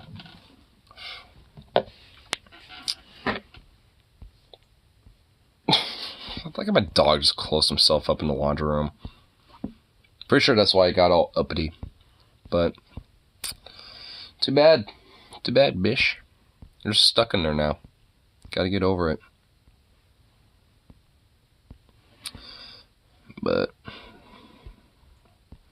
you know, I was kind of thinking about maybe checking out one other vid, but you know, I think I'll probably do that for the morning or something. I'm actually feeling pretty nippy for some food, so I think I'll get this last bowl smoked up and get myself some food and all that fun stuff.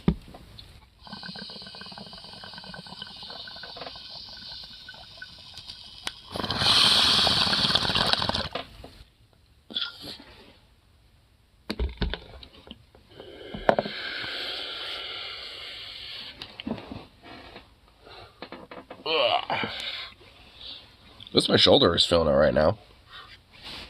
It was still feeling a little fucked up from earlier this morning, but I kind of got over it over time.